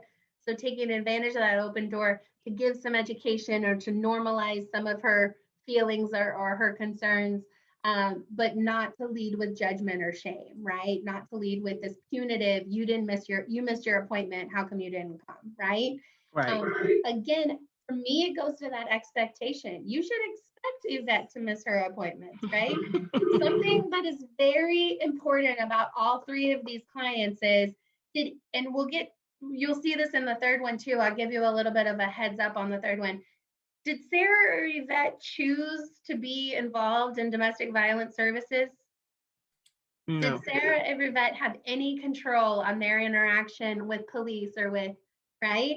So again, their abuser has taken all of their control away, and now their control's been taken away because they're literally forced to talk to us. And we have to be mindful of that. People are forced to talk to us. They don't want to. And I don't know about you guys, but downside to my personality, I actually don't really like to be told what to do. And if I've had to work on that as an employee, as a grown-up, because I don't really like to be told what to do. You tell me to do something and I have this natural like, well, why? Why do I have to? What else could I do? It's kind of, people don't like to be told what to do. If they're forced to engage in these systems that might have a lot of really heavy, scary things attached with them too, right? That we just have to be very mindful and very sensitive to that, to be very honest with you. Anybody have any ideas as to why Yvette might be particularly concerned interacting with systems? I brought this to our group. I think the most important thing is that she's undocumented, so she doesn't feel that she has as much rights or as many resources she has in this country because she just came in. Yeah, absolutely. Yvette has no choice. She has no voice. And as far as, not only is she scared of all of these things around documentation, but a lot of times undocumented individuals, their undocumentation or lack of documentation is rather the word, right? Is used against them by the abuser. And one of the ways it's used against him is he may be telling her and funneling her all of these ideas about what the police are and what CPS is and what they do. And so she's got all of this misinformation, let alone not enough information to help. But she doesn't have any reason to trust us just because we have a license or we work in a certain building, right? Anybody pick up on why Sarah would be particularly concerned or vulnerable working with us?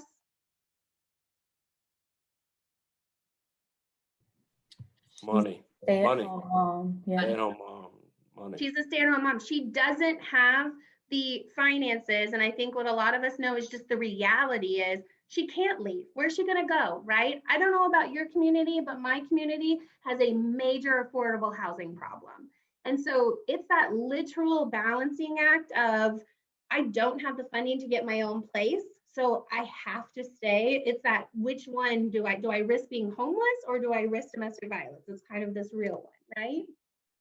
Okay, but let's go back to Yvette. So I heard you guys say pre-contemplative. I don't disagree with you. I think she could be pre-contemplative when she starts missing the appointments. But I tricked you a little bit on this one because Yvette is an example of how clients change in the stages of change. When she spoke to CPS, she was contemplative, okay? When she spoke to CPS, she was willing to admit that there was domestic violence that occurring. She said, I've experienced these kinds of abuse, right? She was willing to, talk about engaging in counseling with her kids. She was open to these things. She did make the appointments, right? Waikisha, that's a big credit we give her. She made those appointments. At some point, and let me tell you right now, probably because he got into the honeymoon phase and started honeymoon phasing her, she went pre-contemplative and started having more and more contact with him. And so she went back in the stages of change, and she started missing her appointments, right? So this is part of the hardship of what we're doing. Not only is our work hard because of how these stages impact us, but they also don't stay still in these damn stages. They move around, right? With a contemplative person, again, remember, they're aware that it's abuse, but they don't yet have any understanding of how to control it, what to do, right? So I want to provide domestic education. Like you said, Waikisha, any chance that you get to educate her on this, you're gonna wanna try to slip those in. So she tells you a certain behavior and you're gonna wanna say, so I want you to know that what you're talking about sounds like it's verbal abuse. Or did you know that that's actually considered physically abusive behavior? You want to say things like, I believe you, this is not your fault. Because remember, in contemplation, she knows it's abuse, but she doesn't yet, she's still trying to get him to stop. She's still trying to make him stop. And so she may think that it's her fault or she's playing some part in it. You want to normalize her feelings of being scared, right? A lot of times it's just getting that open door. She will receive the domestic violence education if the door is open. The door will be open if she feels understood and if she can build trust with you. If it's a closed door, you can throw domestic ed at her all day long and it's not going anywhere, right? The other thing that I want you to kind of notice about this safety plan is CPS is involved. CPS has made her and the kids leave, right? CPS has said they don't have any contact. So what does dad absolutely know?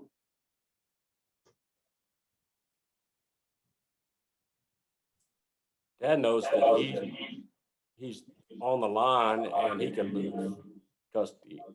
More than likely, dad's abuse has been called out because they're making him go to a certain class, right? Exactly. Or his family plan is written on the exact same page as her safety plan. And so he can read right there that she has to go get DV. So a lot of times what I hear my clients say, in her continuing to talk to him, he has that open door to put doubt in her head to everything we're saying.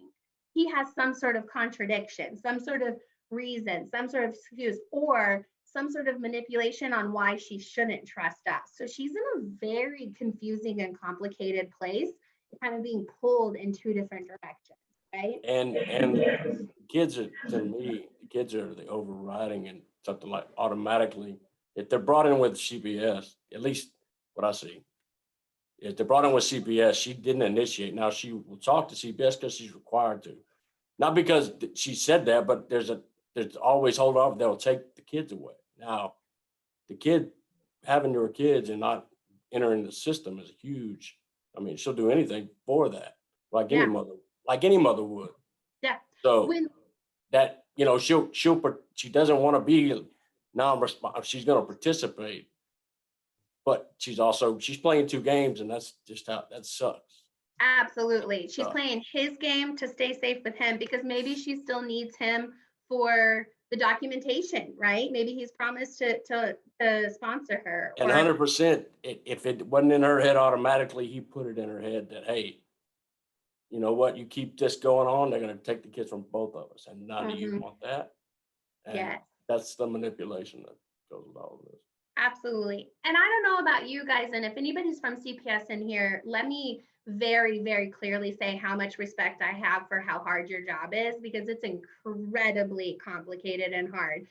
But I don't know about you guys, but I oftentimes see within this process that dad rarely engages in his safety plan and gets his classes and does what he's supposed to. And so what accidentally a lot of times or unintentionally a lot of times happens is CPS and the court system will actually start to hyper focus on her and what is she doing and how is she protecting the kids and what, so she's getting pressure coming in, right? Pressure from him, pressure on from these systems, pressure to get the case closed, pressure to get everybody okay. So there's a lot going on for Yvette. This one's a really hard one. I got one more thing that I don't want to take their time, but I want law enforcement people to remember, if they hadn't been told, I'm not a law enforcement, CPS investigators. If you can talk to the offender and he will talk to you, please. That's admissible in a criminal trial where it's not for a law enforcement person. So if you can get them to talk and you can get them to smart off, generally you don't get to, but if you do, it is gold for us. That's admissible. That's a good point. They're not under, they don't have a Miranda, they don't have to do anything. That comes in at a trial. Yeah.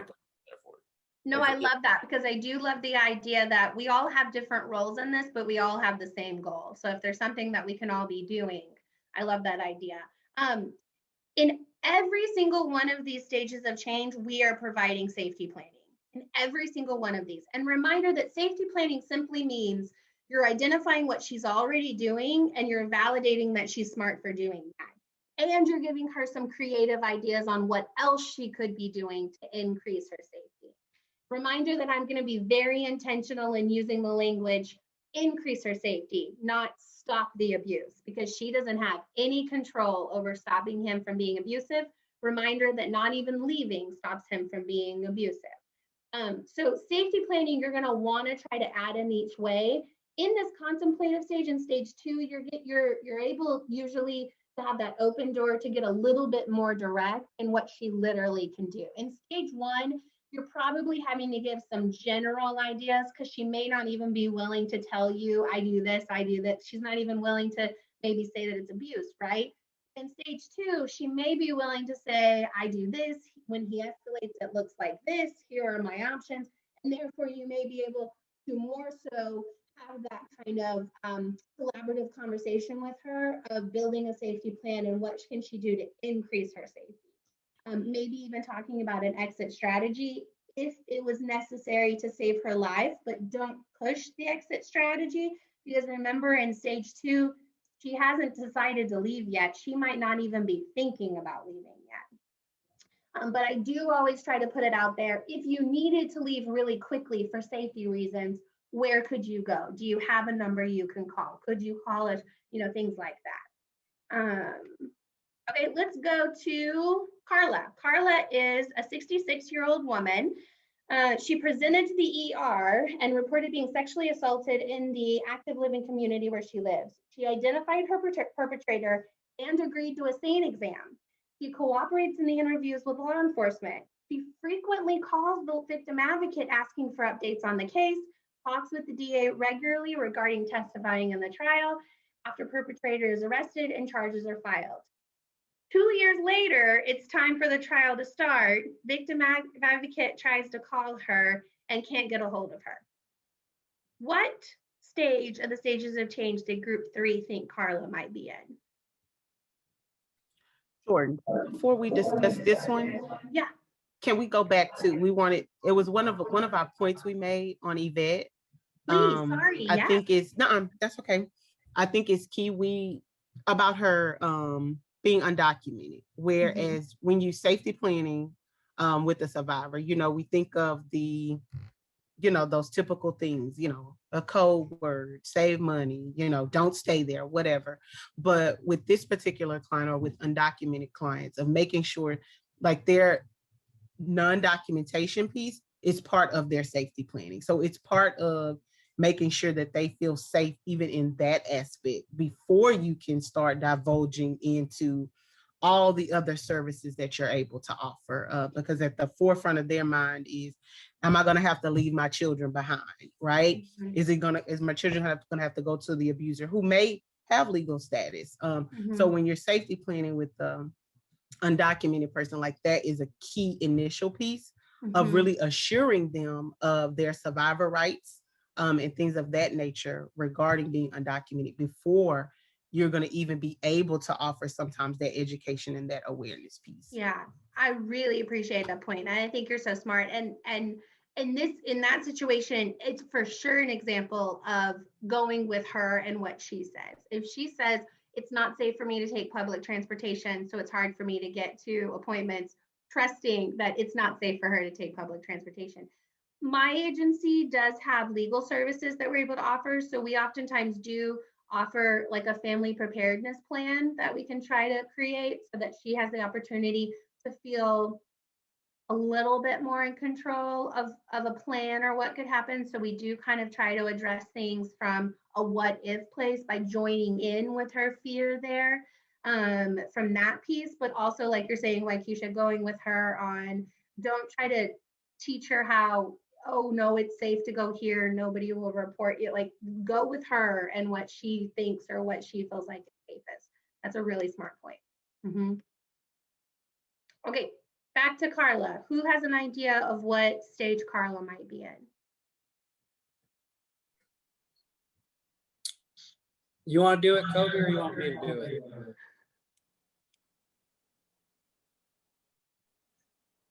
Go ahead, Eric. Okay, I guess I'll do it. Okay, there was some kind of circumstances with Carla. It's kind of one of those, we needed a little bit more information because of the circumstance being, and this not sound awful, but you know, Carla's 66 years old, and 2 years later we can't locate her. There may be a very real issue if whether or not she's alive anymore. You guys and your facts, I hear you there. She could be dead. Okay, I'll go with that. That's something. Yep. So you know, but hear us out on this one, Jordyn. It was like the same. I would say the same thing if this was a 22-year-old college student who was sexually assaulted in a dorm and everything was the same, and 2 years later the victim advocate couldn't locate her, and that may be because she graduated, she moved on. So it's kind of the same. You know, that's an issue there. Yeah. So and you know, or maybe you know, she's living in a active living community. Maybe there was some financial issue that she was no longer, that she couldn't stay there anymore. So there's the why they can't find her is as important as the fact that they can't find her, because it may be a situation where she may not want to be found, or she may be hiding in plain sight. I think so. That's kind of the first determination that needs to be made. So realistically, she seemed to be doing everything. She was at the point before she became unlocatable. You know, she may have been a solid 3, she may have been a solid 4.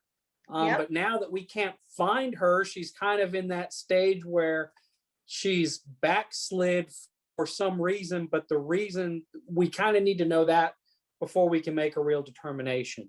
Totally fair. And you know, Eric, I liked what you said earlier about that it doesn't really matter if she was 66 or 24. Like the idea of stages of change or this being applicable is where she was here versus exactly the same. Your point of the scenario not being full, totally get, but let me confess, my whole goal in this one was to confuse you a little bit and trick you a little bit to prove the point that we are definitely interacting with individuals who are hopping and skipping around the stages of change. That when Karen was seen in the ER, she probably was literally a stage 4. And like you said about 3, I think there's argument for 4 because she was ready to go, right? She was ready to be a part of the process, to give this information. She was engaged. And then given time, given moving on with your life, given where she is 2 years later and not wanting to think about the sexual assault again, not wanting to dredge it all up again and deal with it anymore. Maybe she's gone through counseling and she's feeling better, so she doesn't want to do this anymore. Maybe she's had other life stressors, to your point, Eric. Hopefully not the dead part, but maybe the finances part or things like that. So she's got a lot more going on, and she can't spend time doing this. But for whatever external reasons, she's gone back in the stages of change. And that helps me make the point that what we would really like, again, because we are human beings, when we're working with these victims, what we would really like is we would like for them to very neatly make progress forward in these stages. But oftentimes what we very much see is they're motivated when they call, or they're motivated when they reached out, or they were motivated in the beginning.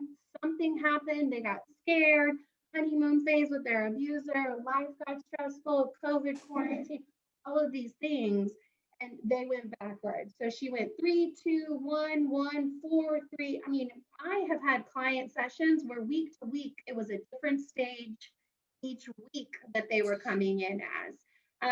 And so my confession is I'm using Karen to demonstrate to you guys that it's imperative that every individual interaction you have with a victim, you assess and pay attention to what stage is she in right then, right when she's sitting in front of you. Not where she was last week, not what she was doing before, but as she's in front of you again, whenever your next interaction is, where is she at in the stages of change? Because how I talk to her this week may need to change considering whether or not she's in a different stage. Maybe last week I could be pretty direct and pretty clear and pretty open because she was in a 3 or maybe even a 4. Maybe this week she presents a little bit more hesitant, a little bit more guarded, a little bit more unsure. So I need to soften up a little bit and step back a little bit and get a little bit more broad with my education points again, get a little bit more asking questions than making statements. Have you thought about this? Have you considered what would it be like, instead of, do you want to do this? How about we do this? Call this number, getting direct in it. But you want to be really clear when she's sitting in front of you, where is she at in those stages, and how have things changed? Any questions about this idea thus far? It's time for a break. Does anybody feel like they need a break? Yeah, can I give you one? Yeah. Okay, let's do this, guys. Let's take a short break. I'm gonna talk about Tina again, because guys, Tina was rough for me. I was very tired of Tina.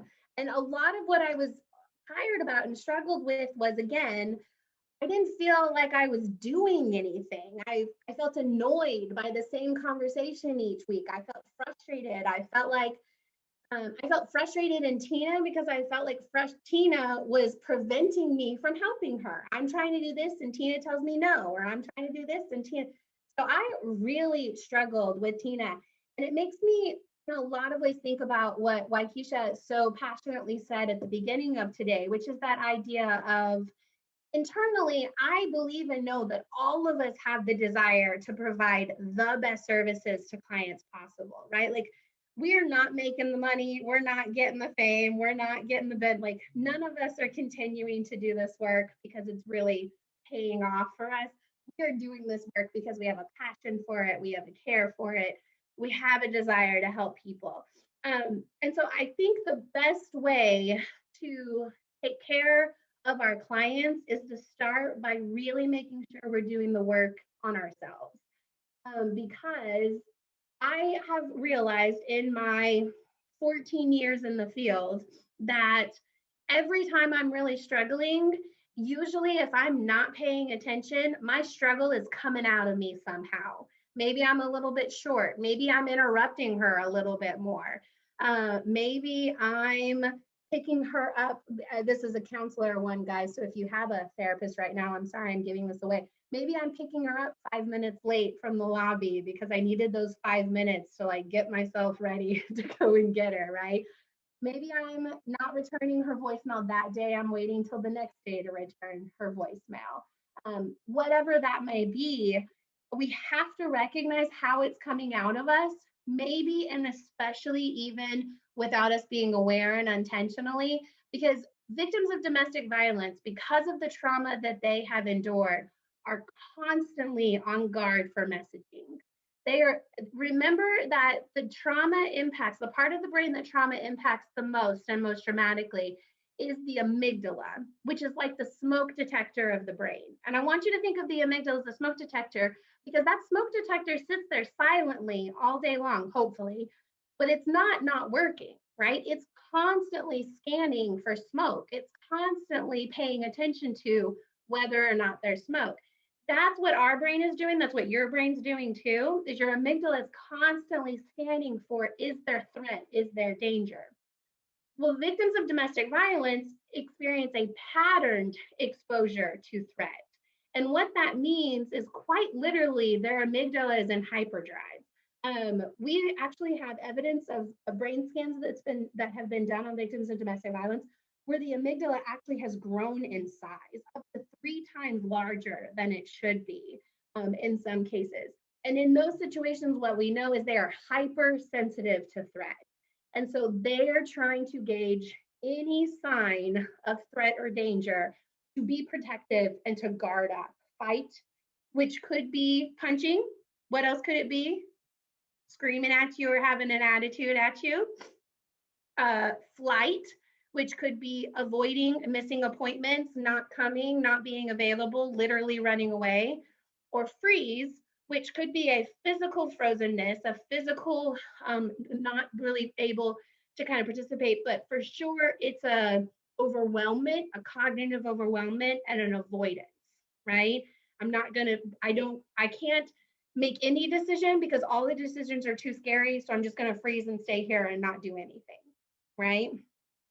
What we have to be careful of is we have to be careful that we don't send any messages of threat or of danger, because if we cause her amygdala to react and turn on, then she's in fight, flight, or freeze mode. We can't get to our goal, right? Literally every job that you guys have on here, you require her cortex. You require her thinking brain. Would you guys agree? If you're trying to interview her to get information, you need her to be able to think about and have a recall of memory. She needs that front part of her brain. If you're trying to talk about skills building, if you're trying to teach her a safety plan or provide community education, a psychoeducation, you need her to have a thinking brain. Otherwise, it's just like bouncing off a wall, right? If you need to prep her for court and you want her to really understand what she needs to do for court and what's going on in here, if you need the answers to the questions that you're prepping her for court, you need her thinking brain. And so I just want to give you that simple reminder again that if her amygdala is triggered, what her amygdala literally does is it purposely turns off her thinking brain. And she's only reacting, which means we cannot accomplish our goals.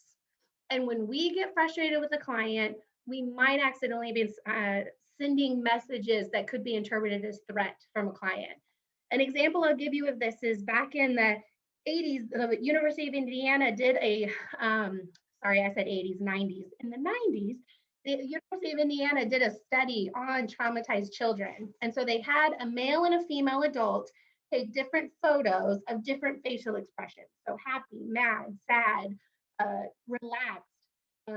I can't even think of other feelings in this moment, and I'm a therapist, guys, but you know what I mean. But they took like 10 photos of 10 different facial expressions. They laid down the photos on the table, man and female, and then they brought in a group of non-traumatized children, normal children. And they asked the children to identify what were the feelings that this person in the photo was identifying. It doesn't really matter. The point of the study is whether or not the kids got the answer right. The point of the study is the non-traumatized children, the normal children, were able to identify up to five different human emotions, right? Up to 5 different expressions. Then they brought in a group of traumatized children who'd been abused or exposed to abuse. And they laid out the same pictures on the table and they asked these children to identify emotions. These children were only able to identify 2 emotions. What do you think those emotions were? Anybody want to guess? Happy and mad. Happy means I'm safe. Mad means I'm in danger, right? And so what that tells us is traumatized brains, I don't care how old they are, traumatized brains are literally on guard for any expression of mad, because any kind of sign of mad, frustrated being a sign of mad, right? If I'm in any way, any kind of version of mad, I'm a threat, I'm danger to her. And her amygdala is lighting up like a Christmas tree, no thinking brain. We're not accomplishing our goal during this session.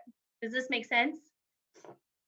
So Tina, I very much learned through my work with Tina that I really needed to work on stages of change. Every single time I got frustrated with Tina, it's because I was going into the session with my goal of accomplishing blank in stage 3, and Tina was in stage 1, right? Or maybe Tina was in stage 2 that day, and I would get excited because it felt like Tina was making progress, and I wanted to take advantage of that progress. And so I pushed and I went, oh, and I was actually moving into 3 and 4. But again, she was only in 2 and 3. So I pushed too much. I did too much. I overwhelmed her, and she kind of backed off and went, right? So what I learned about my work with Tina was I am a progress-oriented therapist. I'm a progress-oriented advocate. I like to see progress made. And I have to check that, because in the field of domestic violence, progress is baby step by baby step, back step by back step. So I have to keep a lock on that. And I have to make sure that I am truly assessing and identifying where the client in front of me is, and that my interventions, my words, my questions, my goal is very much in line with where she's at in the stage, right? But the other thing that I learned after Tina, I'm going to keep saying after Tina because I'm going to go ahead and tell y'all that I was not very effective with Tina. Can I blame the fact that I was a newer therapist? No? Okay, that's fine. Let me move forward. Where are we? Okay. What I also learned about Tina is I really needed to learn more about myself.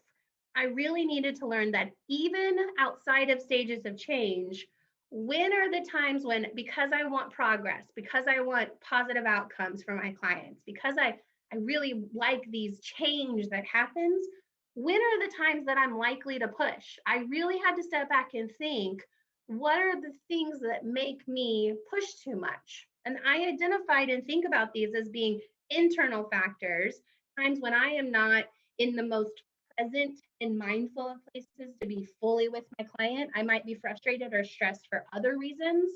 And then my client stuff add to that, and it comes out in my work with my clients. Or maybe it's external factors, things that are going on around me externally that could potentially cause me to push harder with my clients than I should, or that might be effective. So I've given some examples of what might be factors that might contribute to your likelihood to try to push a client to work in a higher stage than she's at, to try to drag her into the next stage, right? Maybe it's been a long day. Maybe you're a law enforcement officer and you've gone on 8 calls that day and they've all been the same damn call and you're just kind of tired and exhausted, right? Maybe the last call that you had was very, very hard and there was a lot going on in that call. And then you had to turn right around and go to this call, right? Maybe I have stuff going on in my personal life. I have had some damage to my house because of the ice storm. Anybody else have damage to your homes because of the ice storm? I'm really sorry if you did. My master bathroom exploded is what I'm going to call it, because I don't feel like a leak is fair enough of a descriptor of what happened. It exploded all into my master bedroom and into my son's room. And my husband, who is really amazing and I appreciate, he was the one who was there to kind of deal with it. And so he got everything out of the room. And then he kind of put it in the most random of places. For example, he put our biggest stressor literally in front of my son's closet, so I can't get to my son's clothes. And he puts stuff in other places and I can't find anything.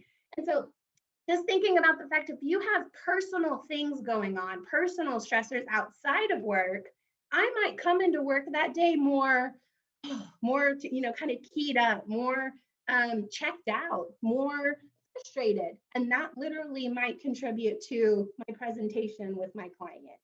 Maybe I've been doing this work for a really long time, and maybe I'm a little burnout. Maybe I'm a little exhausted. Maybe I'm a little tired, and I need to be aware of that. Maybe I have personal biases that I need to think about. Maybe I have a hard time when it's a mom with kids because I have a hard time when it's a bad mom with bad parenting skills, and I need to be careful about that one. Maybe I have some personal biases against different racial groups or different SES levels, different communities, and I need to be very clear about that so that when I go in those situations, I'm aware and I can check back to make sure that those messages aren't coming out of me and aren't threat signals or danger signals to the client to shut down. What I'm going to ask you guys to do now is we're going to break up into those same breakout sessions again. And I would just like for you to take a little bit of time to talk about what are factors that contribute during your workday to you not being in the most open and caring of emotional places with your client or with your survivor or with the victim.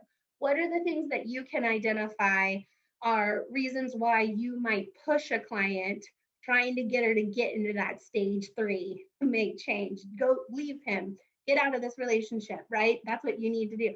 How might you push and what would contribute to that? We're going to do about 5 minutes here, 5-6 minutes here. So we'll just break up, and then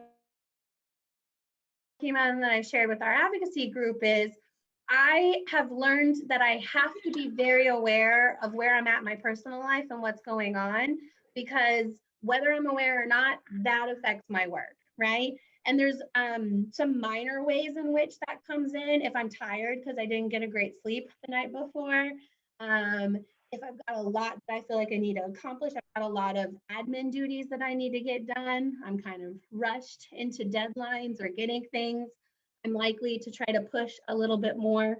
Some bigger things, when I've gone through some larger life events, it's created reaction in me. I was telling the group when I had my oldest, my son, I was not really prepared. I'd already been in the field about, okay, so guys, what's 14 minus 4? 10. I'd already been in the field 10 years by the time I had my oldest son. And so I really was not prepared on coming back from maternity leave and how I would feel and react to it. And it really changed things for me. I had some strong reactions. I can surprise you to know that the therapist engaged in my own personal therapy. I'm going to encourage that for everybody on here. Take that for what you will. I think you've got to in the work. We've got to take care of us to get through.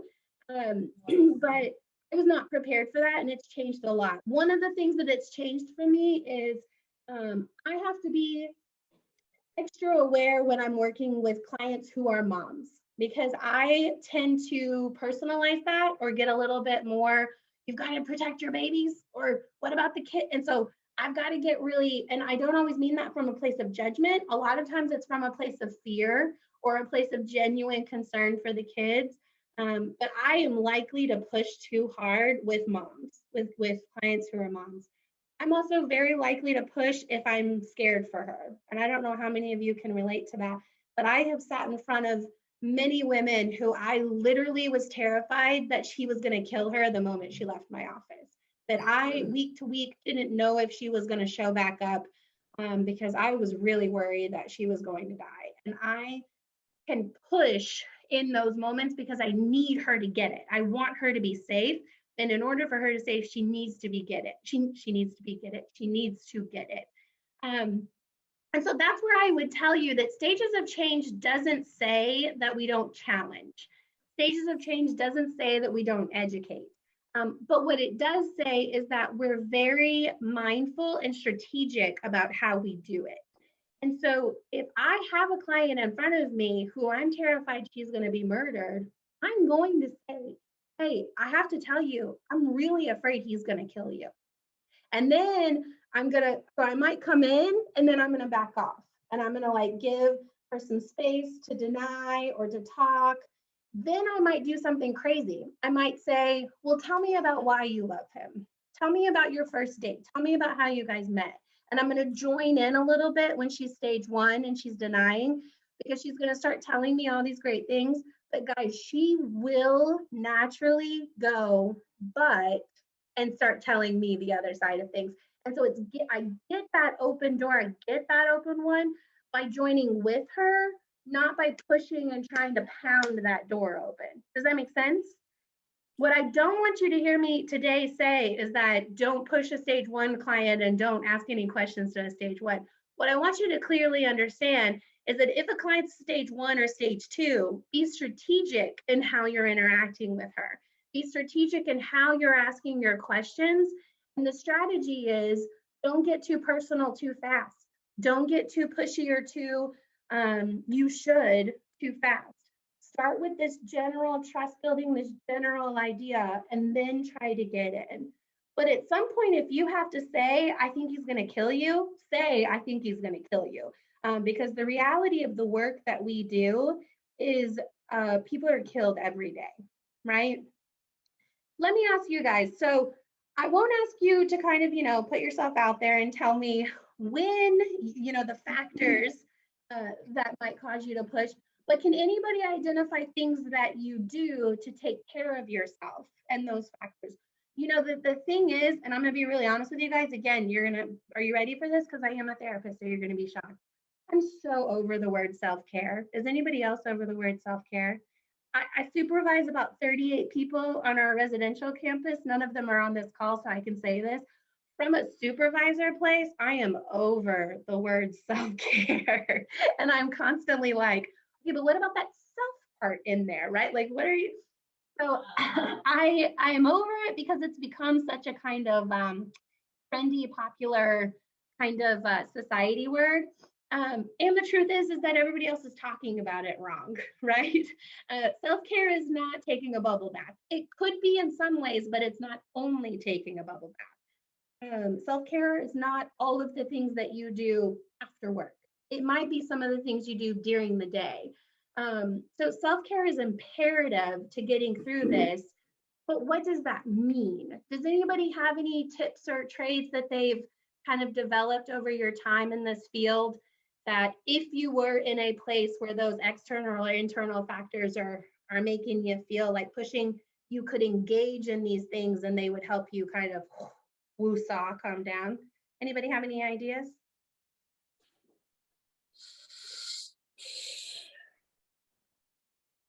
I've got some, but I'd love to hear yours. Got some. I've been doing it around the same time you have, like 15 years in this, and is that the stuff we deal with a lot of times by this stuff, it's not the greatest, right? Now we do it because somebody's got to do it and we love it, but it can jade you. Mm-hmm.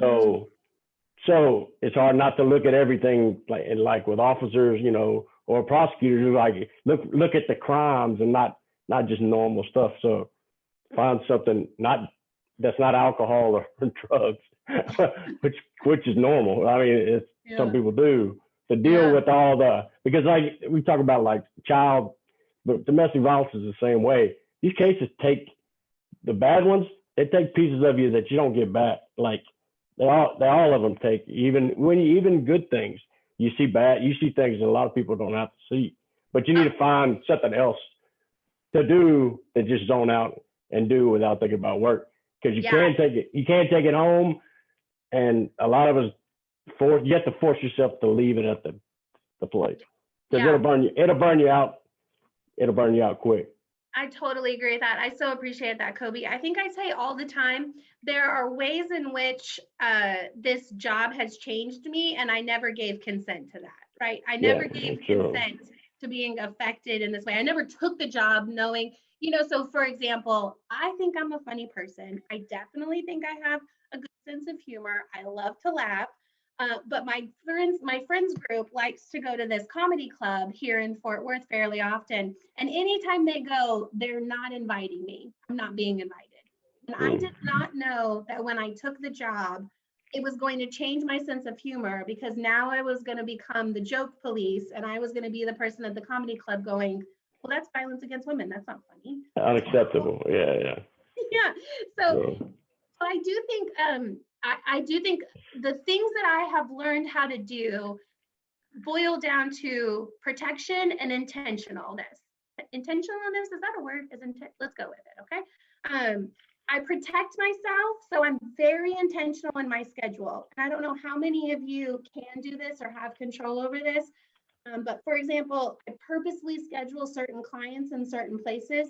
Don't schedule that woman at 3 o'clock on a Friday, right? Like, don't have her come in at 9 a.m. on a Monday, right? Like, I'm intentional about those kind of things and purposeful in that. I am intentional about making sure that I eat lunch. Eating is a big thing. Can you guys pick up on that for me?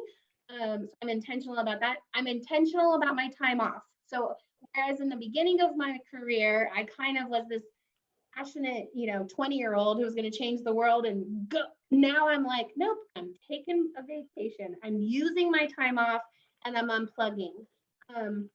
I no longer believe that it's my job to fix this problem and to change the world. And therefore I protect myself from feeling like I have to be in the work all the time. In the beginning of my career, I felt like I had to be in it all the time. So on Facebook, I had to get into all the Facebook arguments with the dumbasses who would say things on Facebook and provide the education. And I have blocked all of those people, and I no longer even look at the comment section anymore, right? Several years ago, Grey's Anatomy had an episode with a victim of sexual assault. Do you guys remember this? And everybody was talking about it, and everybody was texting me saying, oh, did you see it? Well, what they didn't know is I gave up on Grey's years before that, because damn it, if it's not always domestic violence in the ER on that show, right? And so I protect myself from what I'm taking in and what I'm absorbing. Like you're saying, Kobe, I purposely and intentionally find positive things to watch, positive things to read. Yeah, you can't watch TV with this in this. Yeah. Don't watch the news. Yeah. If anything, don't watch the news, because I don't know about you guys, but I see the news and I'm like, okay, so I got to make this call tomorrow. It's like more work for us, right? Don't watch the news. But be protective and intentional. I think that friendships are important here. I've purposely cultivated relationships with people who are in the work, because they know what it's like and they can relate to it. One, I don't like to talk about things with my family because they didn't sign up for this. So I don't want them to know about the ugliness that I know about. But two, if I do talk to them about something, inevitably, they always want me to quit. They always want me to get a new job. Like you were saying, Kobe, I don't think they understand that you can't unknow the things that you know. And no matter what job I went to, if I was a bank teller, I would see the victim of domestic violence coming in and I would want to deal with that instead of cashing out her check. And so I'd probably be fired. But so trying to be intentional. I use a 1 foot in, 1 foot out mindset for me, which means whenever there's a crisis or whenever there's kind of a big thing going on, I try to find ways to be 1 foot in it, but to always keep 1 foot out of it. It's really silly. For example, if I'm on a crisis phone call, I can't do this in person with a client, but if I'm on a crisis phone call, more than likely I'm playing solitaire on my phone, because solitaire is like, I don't have to really think about it, but it helps my brain stay over here so that I'm not like totally enveloped and in the crisis, right? I got 1 foot out of it. If I'm sitting in front of the client, I do things like move my body or take deep breaths, or I take a moment to look somewhere else in the room and notice something else. It keeps me 1 foot out of it. I'm not fully here, right? I do a lot of training and a lot of learning on trauma, on secondary trauma, on PTSD, and I take care of myself. I am an advocate in this work who knows for a fact that at one time in my career, I started experiencing PTSD symptoms because of the work. And so I engaged in EMDR therapy and was able to really get back on track and be better because I've engaged in therapy several different times. When I had PTSD symptoms, I was engaged but not married. Side note, I'm a domestic violence advocate who got engaged and then got married. That was freaking hard. I was terrified. But then after having my second son, the financial stuff came up with me. So I started, so multiple times when life would happen, I've gotten into therapy, I've taken care of myself. And I truly believe that's part of what has helped me in the work. Anybody else have any other kind of ideas or thoughts of what's helped you stay in there? A great escape for me is my little boy. I Yeah. can, when I'm with him, I can say, Isaac, let's go outside. You literally run the show today, or right now, or for the next 2 hours, or whatever it is. And I'll play imaginary land with him. I'll just escape to whatever world he's going to, and we will do the father-son thing like that. And I don't think about anything else. I really love that, Charles. I love, again, that intentionality of checking out, putting it aside. And I think what you've probably learned is, again, you have to literally make that happen. You can't just drive home and it's over, right? Like we Absolutely. have to really, something silly also that helps me is I like to listen to ESPN radio. Talking, music is emotive. So listening to music on my way home tends to stir up emotion for me. Talking helps me get into my thinking brain. I don't know about you guys, but well, let me just say it this way. Remember that you have a brain just like your client's brain, right? You have a amygdala just like your client's amygdala. So if I've had a really hard day, I'm in my emotional brain back here. And I want to get, like you were saying, Charles, I want to get into my thinking brain before I get with my family, before I do something else. So listening to talking helps me there. And having said that, it gives me like a conversation to talk about with my husband, which I like, but also, to be really honest with you guys, after the heavy stuff that I did all night long, it makes me feel better to hear these two guys argue about sports, and like for them to like think this is the most important thing of the world is how much is so-and-so good. Is Dak gonna get signed with the Cowboys? Is this, we have to talk about this for 14 hours because it's so important. It kind of makes me laugh and kind of funny how like serious they are about it. So any other thoughts? Okay, then I want to close out with just one more thing, and we'll just do this together instead of a breakout time. But I want us just to take a minute, now that we've kind of learned about the stages and we've kind of learned about ourselves, I want us to challenge ourselves a little bit. And so I'm going to ask you, as we were talking about this, you may or may not have thought of a particular client, a particular victim that you're working with or that you've worked with in the past. Is there a client that while we were talking about, you were like, no way this is going to work with so-and-so. No way is this going to make a difference with blank. Is there any client, and you don't have to tell us exactly who it is, but I wonder if there's anybody who you've worked with that you thought, this isn't going to work. And then I'd like for us to just take a minute and really challenge it and say, but what did you try? And if what you were trying was to push too much, were you trying to work in a different stage than the stage she was at? So anybody have an example like my Tina? Oh, I'll go. Okay. I had a probably one of the worst cases I think I've ever tried here. It was a aggravated robbery, aggravated sexual assault. A woman got kidnapped at a car wash and sexually assaulted and thrown in the trunk of a car, and got to give, forced to get money out of an ATM at gunpoint. Just one of the worst cases I've ever been through. Mm-hmm. And at the very kind of at the get-go, the defense lawyers, knew he was in trouble and knew his guy was going to prison, and said, look, I'll offer just for his guy to plead guilty and go to prison for a significant amount of time. And this girl said, no, she said, and there were some other complicating factors in this case. that involved evidence and some other things. And, I sat in my office with this young lady. She's about 20 years old, and her mother, and really, I said, he's going to go to prison. He's going to go to prison for a long time. And you don't need to put yourself through all of this.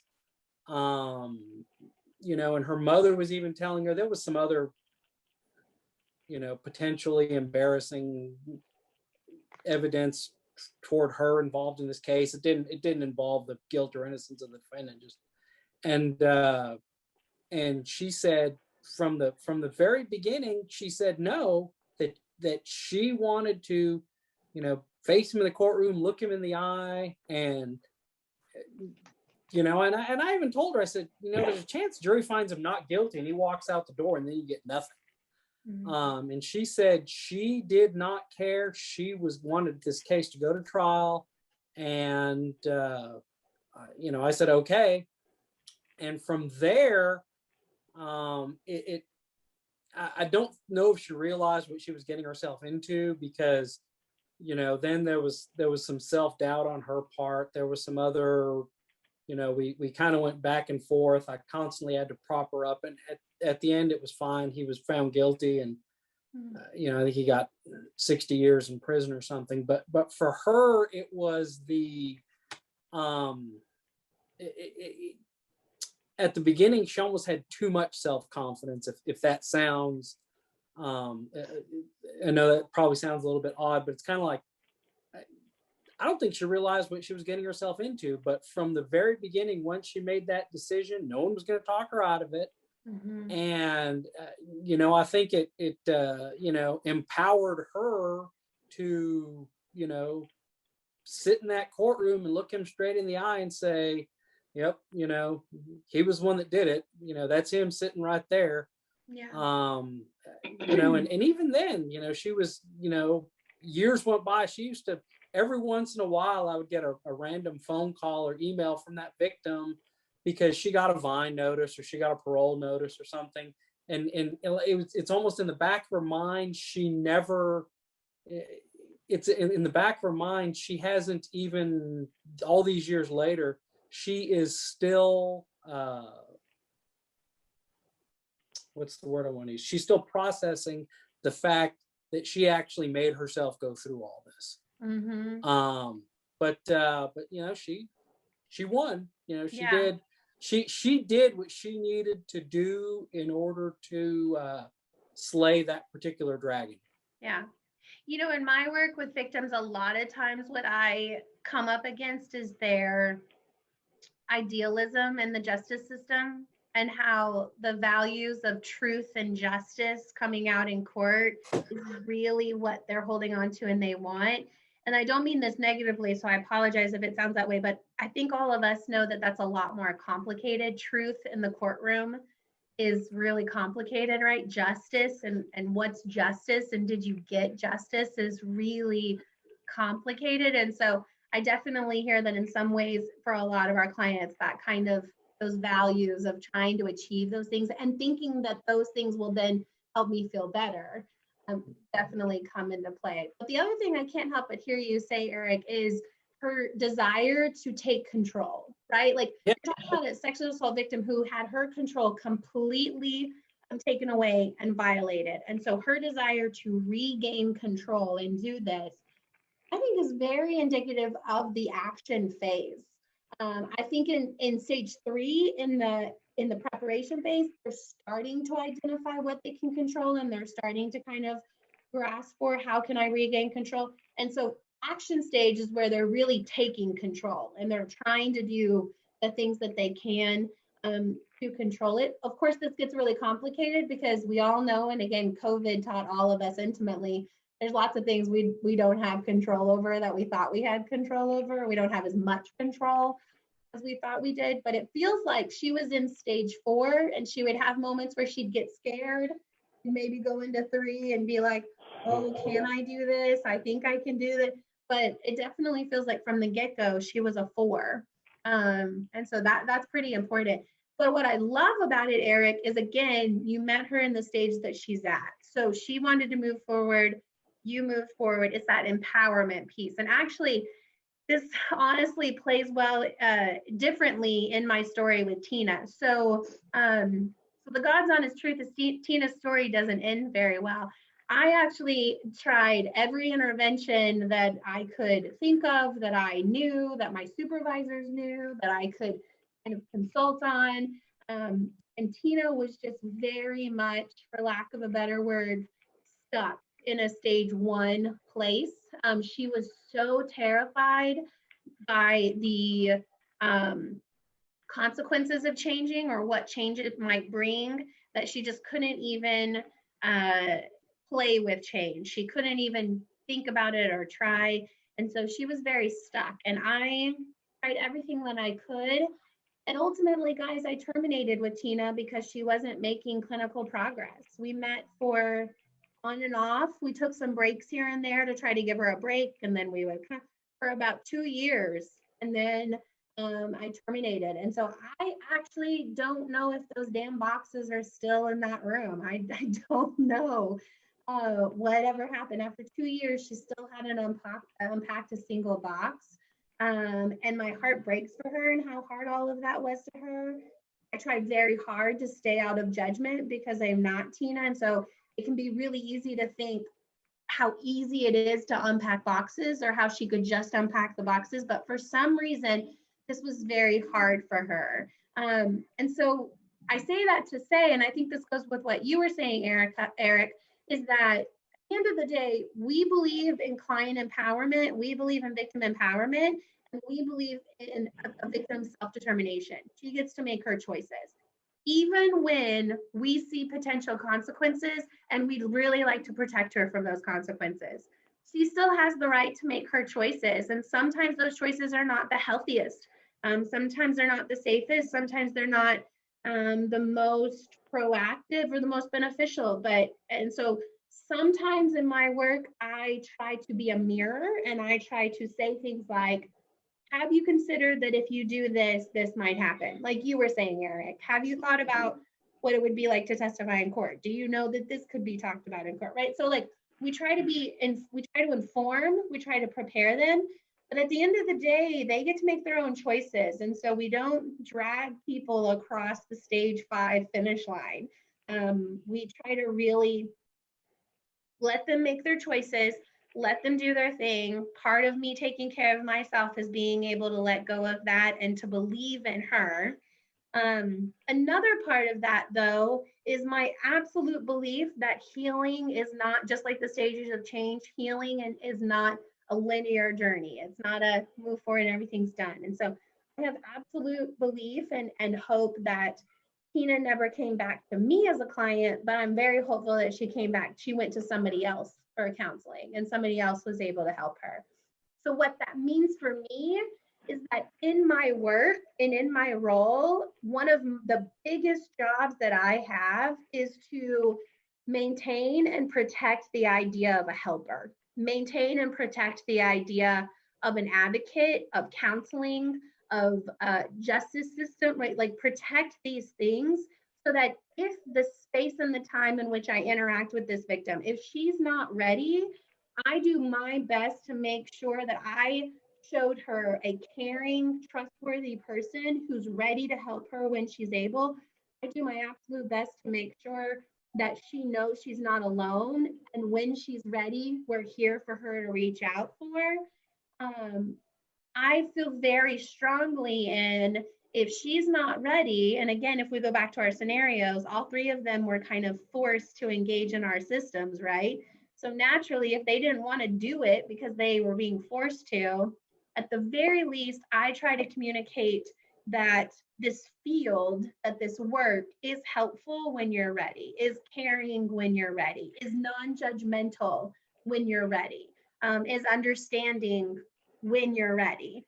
And then I terminate with clients or I end with clients. And I hope that I think this is part of the collaborative work too. I hope that if I don't talk to them again, my coworker who talks to them does the same thing. But I'm setting up my coworker to be successful because I'm building this foundational understanding of there are helpers out there, there are people who care, and you can get help when you're ready and if you want to.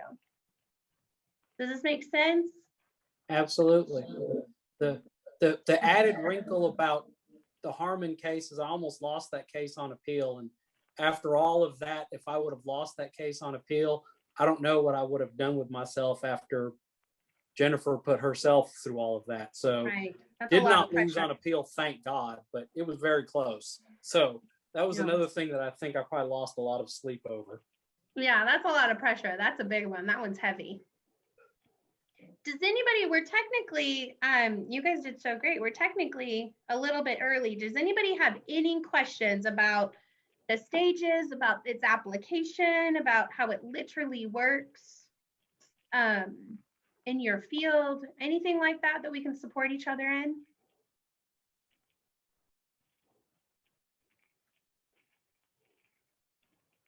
There was just so much interaction and great engagement today that they're exhausted. I'm so excited about that. And you guys did awesome. Thank you very much. It is one of those things where we didn't necessarily tell you when you came in today that you're going to be forced to talk. Actually, yesterday I had to go to a Texas Council on Family Violence training, right, Brooke?